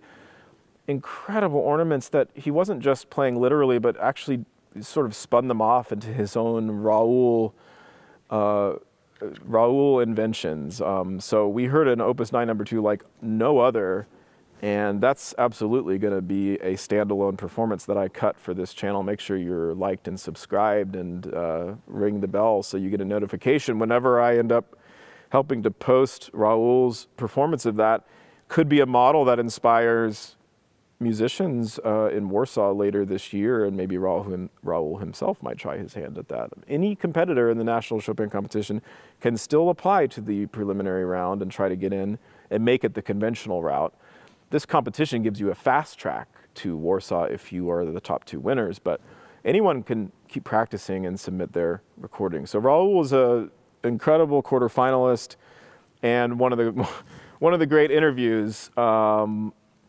I miss him already, so Raul, if you're watching this, just letting you know a lot of people are following you and are really inspired by you. After Raul came Edison Chen. It was also a treat to meet him, our youngest performer at the young age of only 15. He's already walking out on stage playing Opus 10 No. 1, and the large works of Chopin. All of these competitors had to learn all of this music, I mean, just in case they went on, right? So they all had all of the pieces we've been hearing, including in the finals. And Edison is really an incredible person, not just pianist, but he's also a USCF-rated chess expert and also studies math. So Edison, if you're out there, we're saying hello. The chat says hello, and please don't add me on chess.com. I don't want to be humiliated anytime soon. After Edison Chen played, we had Alyssa Gabrilovich. Age 19, another one of our young performers who really won the hearts of many who were watching, and gave a beautiful performance of the Third Ballade. I remember her C-sharp minor nocturne and her octave etude. And she's been on NPR's From the Top, won many competitions, and is absolutely a young pianist to watch out for in the future. And probably had one of the more fun interviews back here with me and William Guh and Edison Chen, I believe. We were all hanging out on the Chopin Late Show. Speaking of William Guh, he was actually the final performer in the preliminary round here in the National Chopin Competition, and he was the first performer in the finals yesterday. You see, he is a finalist, so he's sticking around. Obviously, the nerves are building maybe, and he's waiting to find out where he needs to be and when he needs to be in position for the awards ceremony, which will begin, I don't know when. If we want to bring it back to me, hello, I've just been looking at this. This is the official program book of the National Chopin Competition this year, and it's also an issue of Polonaise magazine, which is put out by the Chopin Foundation in the United States and edited by one Barbara Muse, Boss Barbara. And this is a very special copy because it has repertoire order changes, which I have been following throughout the competition. And until Alec Laskowski got here and started emceeing from the stage and announcing the performers, the whole past week I had many microphones back here, and I would interview one, I would get on the comms, talk to the team, I got my lav mic here, but I also had a hall that was linked into, a mic that was linked into the auditorium itself, and I went over the PA and you heard me announcing the performers. So sometimes there were program changes that didn't that were different than the printed program here. That's why, if you were confused, why was I announcing changes that didn't appear on your screen at home? That's because I fixed those for the slides that we presented you here. I'm going to turn to the chat now. We've got a lot of very active viewers, and the number of viewers is increasing as we speak. We're approaching 2,000 at the moment, so a lot of people are really waiting, eagerly anticipating the results. And so I'm going to have to be the annoying one that you have to watch until we see those. I'll try to entertain you as much as I can. Hopefully I've been entertaining you enough so far. The fact that my pals in the finals have not yet found their way up here. Are we getting one? Okay, I think we might have one. So speak of the devil, I don't know which devil. They're coming to me. Okay, we've got people rolling in, so let me get the set ready here. Oh, a couple of tuxedoed young gents. Come on in. Oh, they're pouring in. They're pouring in. Let's go. Hopefully we'll be able to get the rest. Guys, I'm out of here. You guys, you sit. You're going to take over. Yeah. Yeah, you know how some people take over Instagram? Finalists, just take over the set. Here, just have William's first appearance. Come on.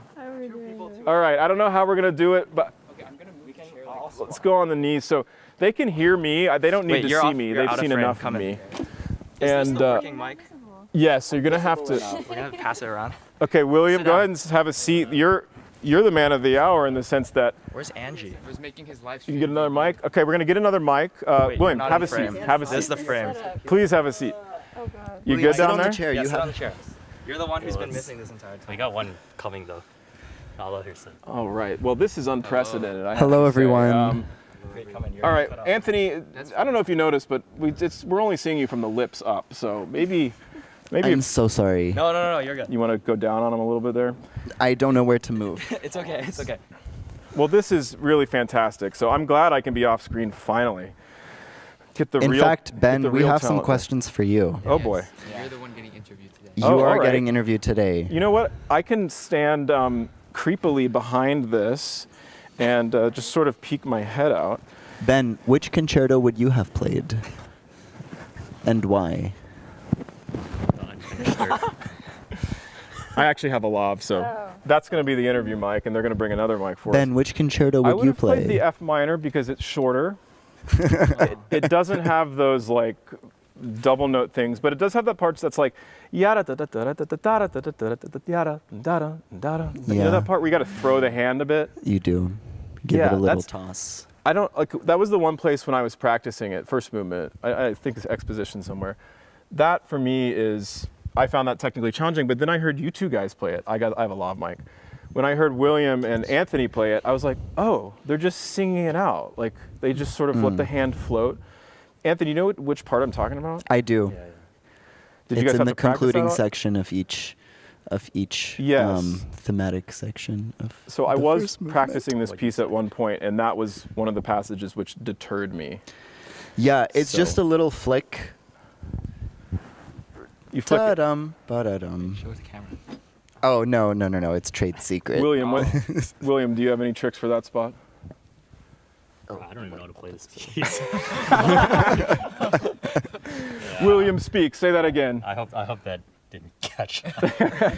I'm pretty sure you were close enough to my lav mic that they caught it. Oh no. All right, Nathaniel, make sure you're in the frame here. We don't want to cut you off too much. No, it's but- okay. Everyone's gonna be able to see. All right, any other My questions? knees are burning. I mean, we probably have questions for you. Yes, I'm squatting. Spencer, could you once you hand me that, could you hand me my laptop so I can just check on any questions? For those of you watching at home, this is your chance. We'll pass the mic. So questions, well, there's a little delay, but since Angeline has the mic, Angeline, do you have anything to say for yourself?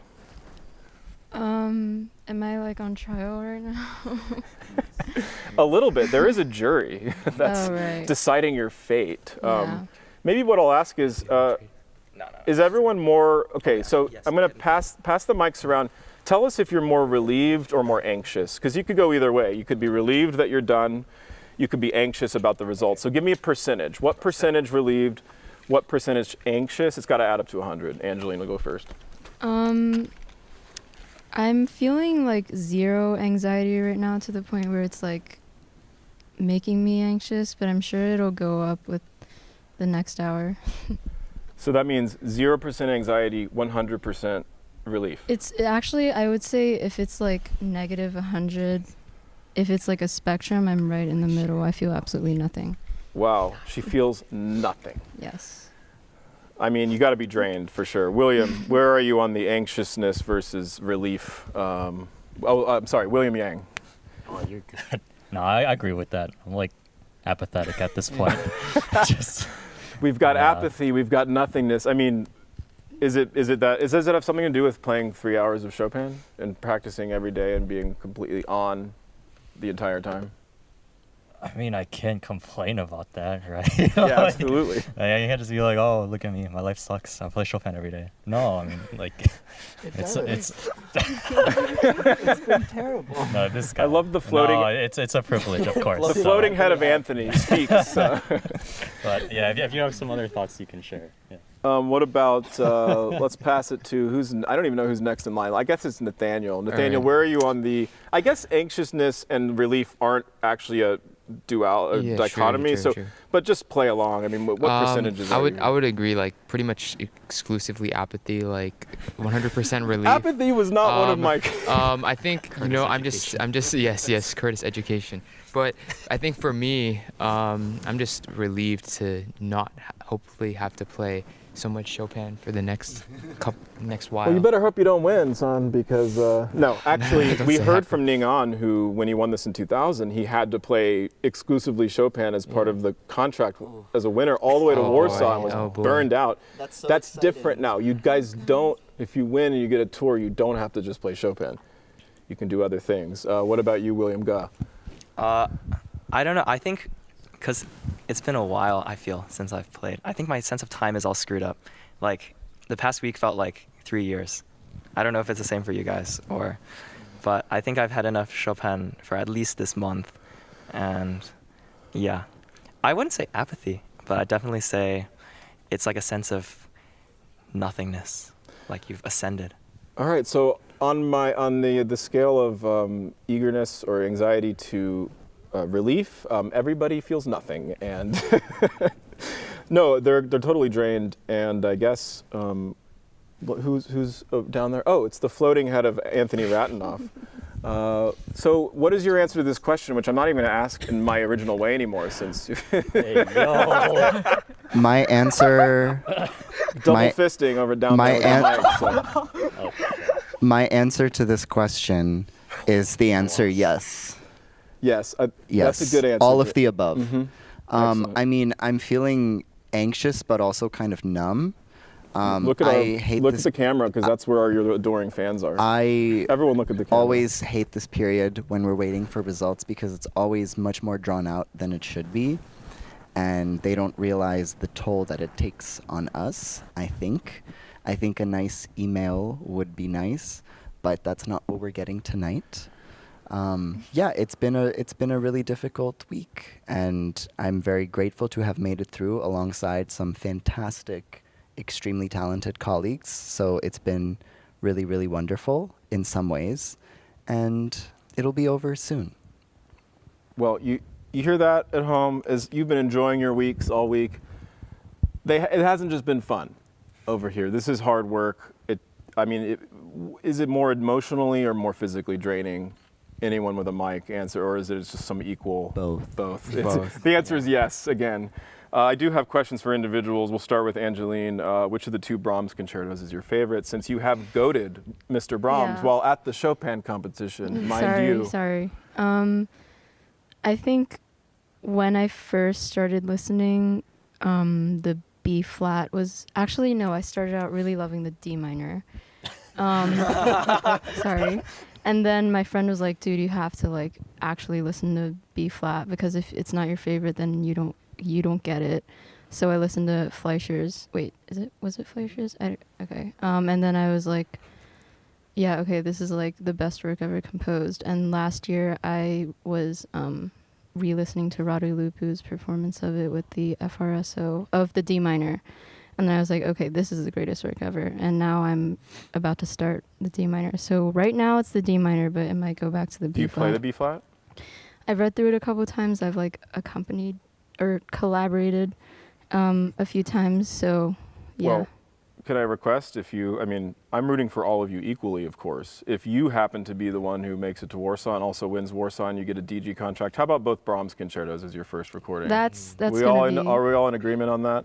It's high priority already. Don't worry. That's a good question. William Yang, say that you win the International Chopin Competition, you get a DG contract. What's your first album?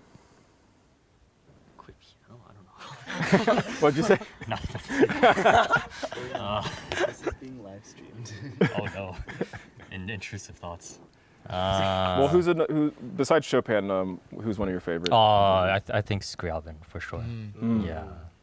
Do you prefer sonata? Would you go with sonatas for maybe a first recording, or if I could play all 10, I think that'd be cool. Which one is like a hurdle to playing all 10? 6. I only know how to play the first 2. Okay, so well, there's 8 more to go. hurdles. Yeah. Yeah. All right, so we got the 2 Brahms concertos from Angeline. We got the complete Scriabin sonatas coming your way from William Yang. Nathaniel, what's your DG debut album? List. List. List. I don't know. It's definitely up there. I mean, no, I'm still probably getting cooked for what I said about Liszt, but no, I think I really enjoy playing his music. I don't know, maybe like Rachmaninoff, something like that. I don't know, maybe Rachmaninoff. Concerto or solo? Yeah, maybe. Like I hope to be able to learn all his concertos. But yeah, it'll take time. I don't know. Yeah, or maybe something French like Debussy or Ravel. I haven't really dug into it enough yet, but I think obviously they're great composers and drew a lot of inspiration from Chopin. So yeah, maybe something along those lines. Okay, great. So Liszt sonata, got it. All right, Angie, come on down. We have our 6th and final performer. Yang has descended to the ground, making way for Angie. Yeah, sit. Let's see how this even works. Can we fit 7 on cam? Angie is... Yeah. I'll just sit on the edge. Is that okay?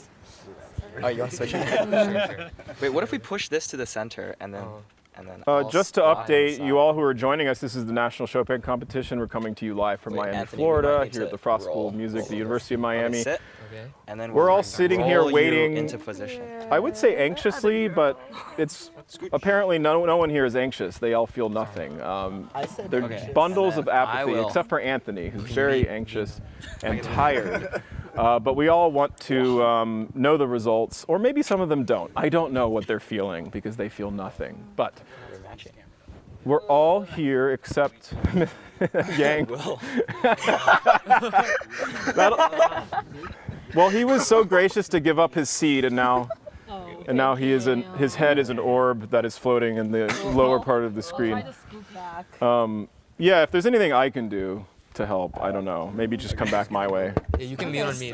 Yeah, come back as far as you can. I'm just gonna pull up my dress. Angie, just to catch you up and the viewers at home up to speed, we're going around the room asking each of the performers here, if they make it to Warsaw and they win Warsaw and they get a DG contract, what is their first album? We've heard some interesting answers, and now we're at William Guh.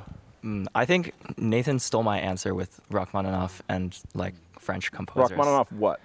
I think it'd be fun to, pull a Yujo Wang and do all the concertos. So that could be all in one afternoon? No, I don't think. Maybe if I do like strength training for like 2 years, but we'll see. Well, Yujo works out, but I don't know if you'll be able to keep up with that. But we look forward to hearing all your Rachmaninoff. Anthony, debut album. What are you thinking? I am thinking for a debut album to do Polonaise-Fantaisie and some 20th century stuff, because I think Polonaise-Fantaisie is very 20th century, so I would pair it with some Scriabin, some preludes maybe a sonata, and some Spanish music maybe, some Albanese, and maybe some other 20th century stuff. All right, so this whole box set. That's great. Yes, sir. Somebody recommended zooming out. I don't know if we can zoom on this particular cam, but Marco, what do you think? Can we just pull it back a little bit maybe? Just slightly. Actually, we're all in frame though, so maybe it's okay. Maybe leave it. Looks like he's struggling. Angie. Yeah, I just feel for William. It's all good. I feel like William deserves a chair. The man has finally come to an interview, and he's just kneeling awkwardly on the ground. Angie, DG debut album. What are you thinking?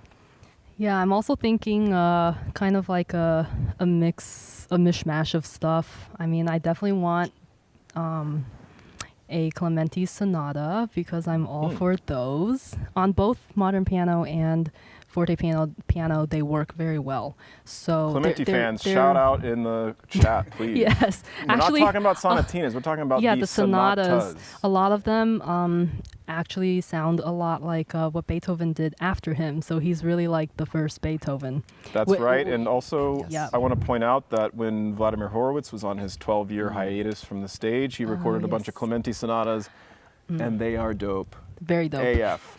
Let's go ahead and have a new question. We'll make the round starting with Angeline. Say you take the top prize. What do you do with 100 grand? Oh God. Okay. I don't know how much of this I want to say. You don't have to tell us. Maybe I'll get some new Henle's, some Brahms scores. Oh, that's nice. That's about $200. What do you do with the other $99,800? I gotta be careful about this. True. A lifetime supply of Tiger say Balm? yeah. Actually, not. Hopefully not if they sponsor me. Right. You shouldn't have to pay for any of that anymore. Yes. Tiger Balm, are you watching? Please, Let's go. please. Maybe what's the right thing to say? Like figure out the good charities to donate. Unironic, like genuinely, that's something that I would probably do. Also save a lot of it because I'm a college student and I have a lot of debt.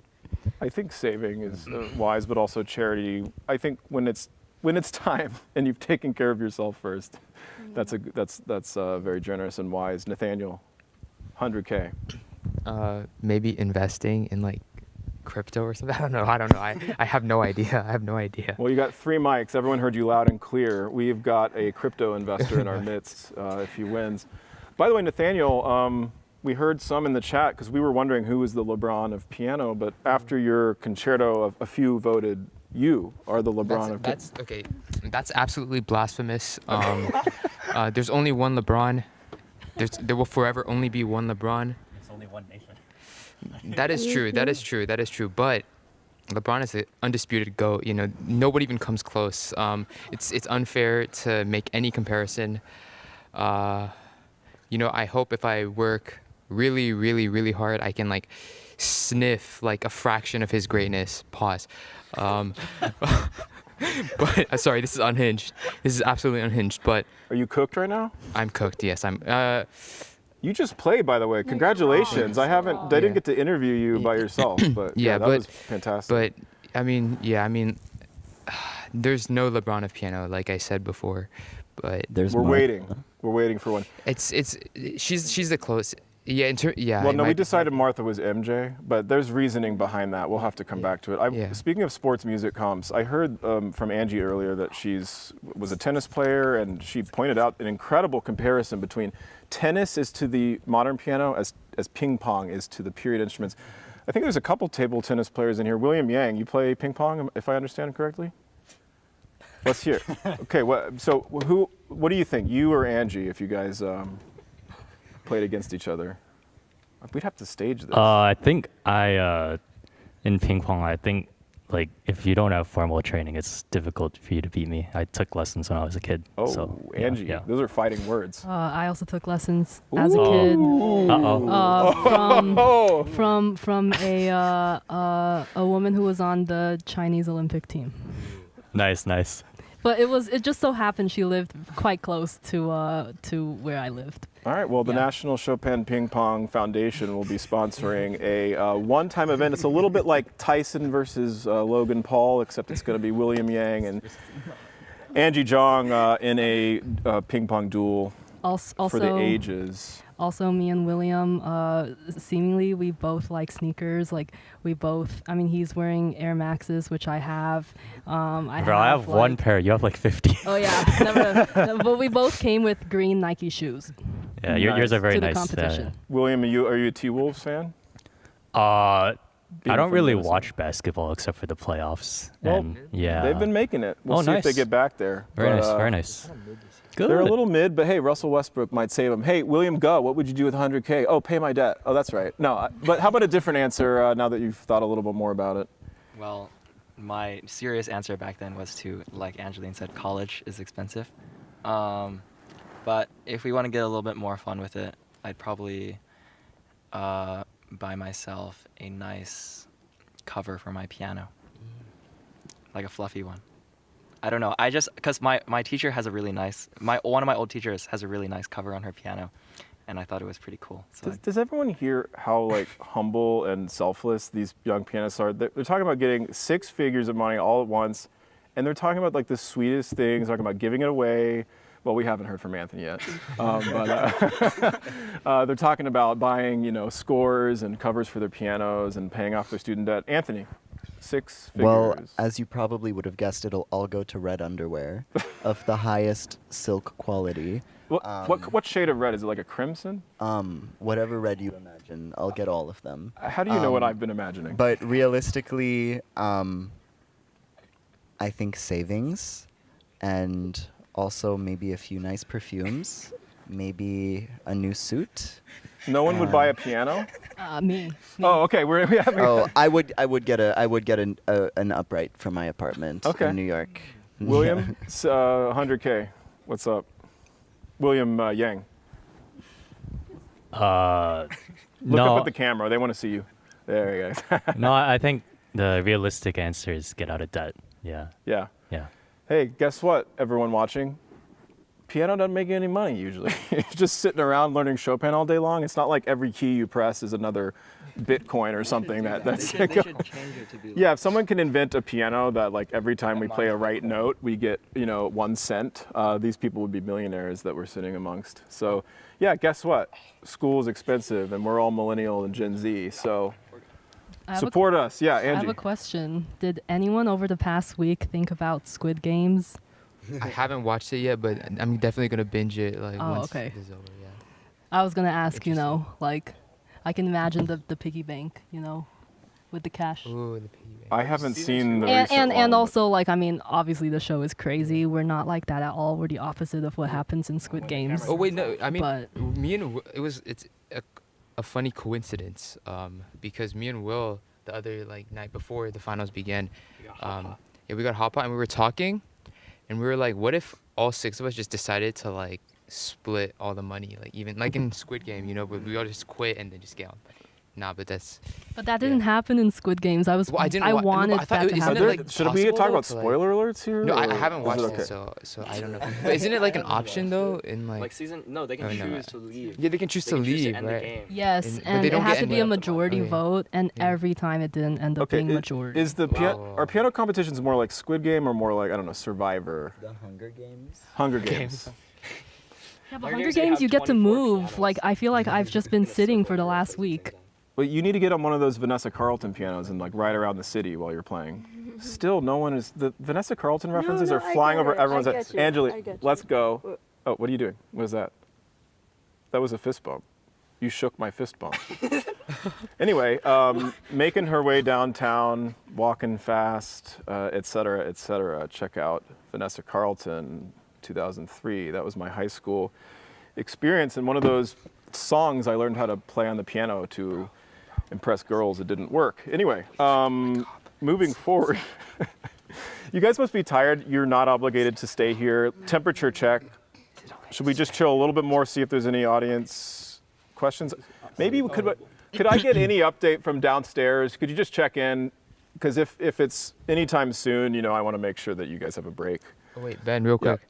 We haven't hit the NFL yet. Who do you think's gonna win the Super Bowl this year? Eagles. Let's go. Yeah. I want to see the Lions, Ooh, the just Lions, because they've never even made it to the Super Bowl in the modern era. And Dan Campbell is a coach's coach. He's a player's coach. Yeah, he's just his locker room speeches.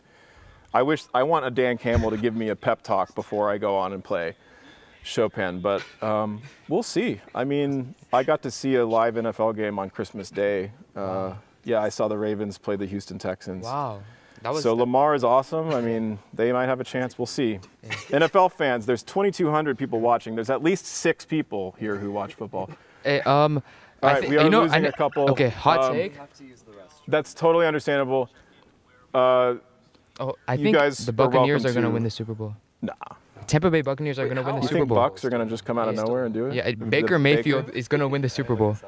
Tell us in the chat, what do you think of the NFL playoffs? Baker Mayfield What do you is think winning of the any Super Bowl. Sports music comps. And if you don't care, let us know that you don't care. I mean, I can't really. Oh, let's go Eagles. So many polls to run now. Eagles are winning. Wait, Eagles are winning right now. Yeah. Well, we expect them to beat the Packers, right?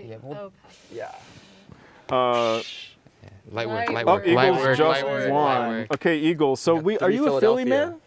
He's at Curtis now, so converted. Oh, now that you. I mean, also because my Niners were too busy, you know, like being like doo-doo this year, you know, so. Yes, doo-doo. Yeah, they were too busy being bad, so It's I gotta had be hard to root for the Eagles though, because it's like they'll be amazing Whoa. one week, and then no, I just mean because like suddenly it seems like their team is, you know, everyone is against each other, and then the next week they look like the best team. Listen, this is not Sports Center. This is the National Chopin Competition. If you're just joining us, I'm with 4 of the 6 finalists. 2 are using the restroom. We may never see them again. But, at least they happen to also be the 2 who were crouching in the bottom. Maybe there's a correlation there. In any case, we are waiting for the final awards ceremony, which could happen in 5 minutes. It could happen in 50 minutes. I don't know. I'm waiting for updates from downstairs. You guys are welcome to chill as long as you want. Come and go as you wish. But we did have all 6 here, all 6 finalists. You've heard them over the past couple of days. And let's go ahead and look at the chat. It's honestly, your guys' conduct has improved over the. You want to hold and just. Chat's conduct or Okay, I'm giving Angeline the chat. Angeline now has the chat. So this is AMA for the performers. Angeline will DJ for us. Oh wait, I remember like the first night. So tag my name if you have anything specific to ask or say to these performers. William Young. Any recognizable names? Oh, we're trying to like. Are we gonna do shout outs?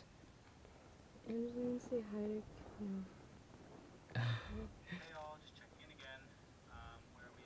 No. Angeline, how? Okay, here we go. Tried orchestrating. I have never. Read the question. Oh, sorry. Okay, from Daniel Liu. Shoot. Wait, the DPI on this is insane. Okay. Hi, Lily Liu. From Daniel Liu. Hey, Racing, I love you, bro. Angeline, have you ever tried orchestrating the intermezzo in A major? I have not.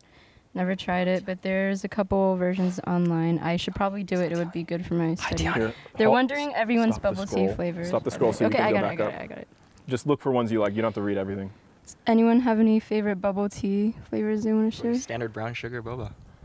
I agree with you. Yeah, brown sugar bowl. Gotta go with the classics. Oh, come on. No, that's like. No, Taro's good. Taro's good. Taro like some fruit stuff, like some watermelon freeze, or Watermelon? like coffee slushy. I disagree strongly with Oh, watermelon. I do like grape. Grape. Oh wait. There's like a Dora grape Chen. cheese foam thing from Mocha Tea. Oh. That's really good. Yeah, shut. David wants to know if we can play Rushy. If they let us on the piano afterwards and they keep the stream running, maybe we can all team up and play Rushy. Yes, You guys all know it? Yeah, yeah. Well, we can figure it out. Yeah. Yeah, they can play it, guys. And it's faster than you've ever heard. From Anoli, Messi or Ronaldo? Messi. They're asking. Okay, well, they're asking everyone. Yeah. But are we talking about Jerry, Cristiano bro, Ronaldo? Jerry, I grew up with a Jerry. different Ronaldo who played for Brazil. But anyway. Oh, shout out Adrian Oh. Zaragoza. Shout out. Oh, yeah. Hi, Thomas. Hi, Noah. Hi, Lucas.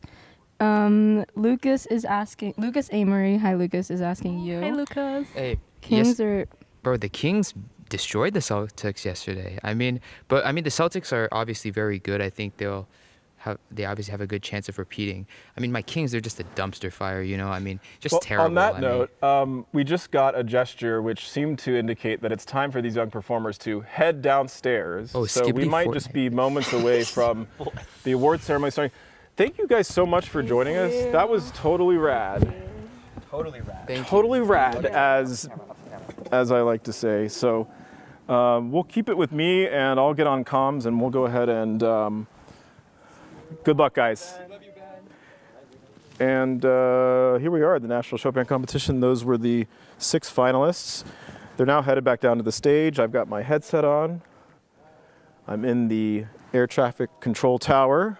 And the moment I get word, backstage, just let me know when we should come down to the stage and about how many minutes are left before the ceremony. I'll keep you guys updated, so stay with us. We just heard from all 6 National Chopin Competition finalists all at once. Who would have thought? William Yang made his first appearance on the program, and we've been having a really cool late show. Oh, there's the green screen. Hey, everyone. Okay, yeah, there it's off now. What's the word from downstairs? They're starting soon? Great. I think it's probably a good idea at this point to head down to the stage. So thank you all for watching this sort of intermission show while the jury sort of calculates their scores and determines the special prize winners as well. And at this point, buckle up and go ahead and make sure you're ready. You're probably nervous, more nervous than our performers. And in just a few minutes, we should be beginning the award ceremony. So thanks you all for joining us. It's been an incredible last week. I'm not sure if there'll be any after show after this. So signing off here from Miami and sending things down to Gusman Hall here at the Frost School. Thanks so much for joining me all week. It's been a lot of fun. I'll see you in the chat and enjoy the award ceremony.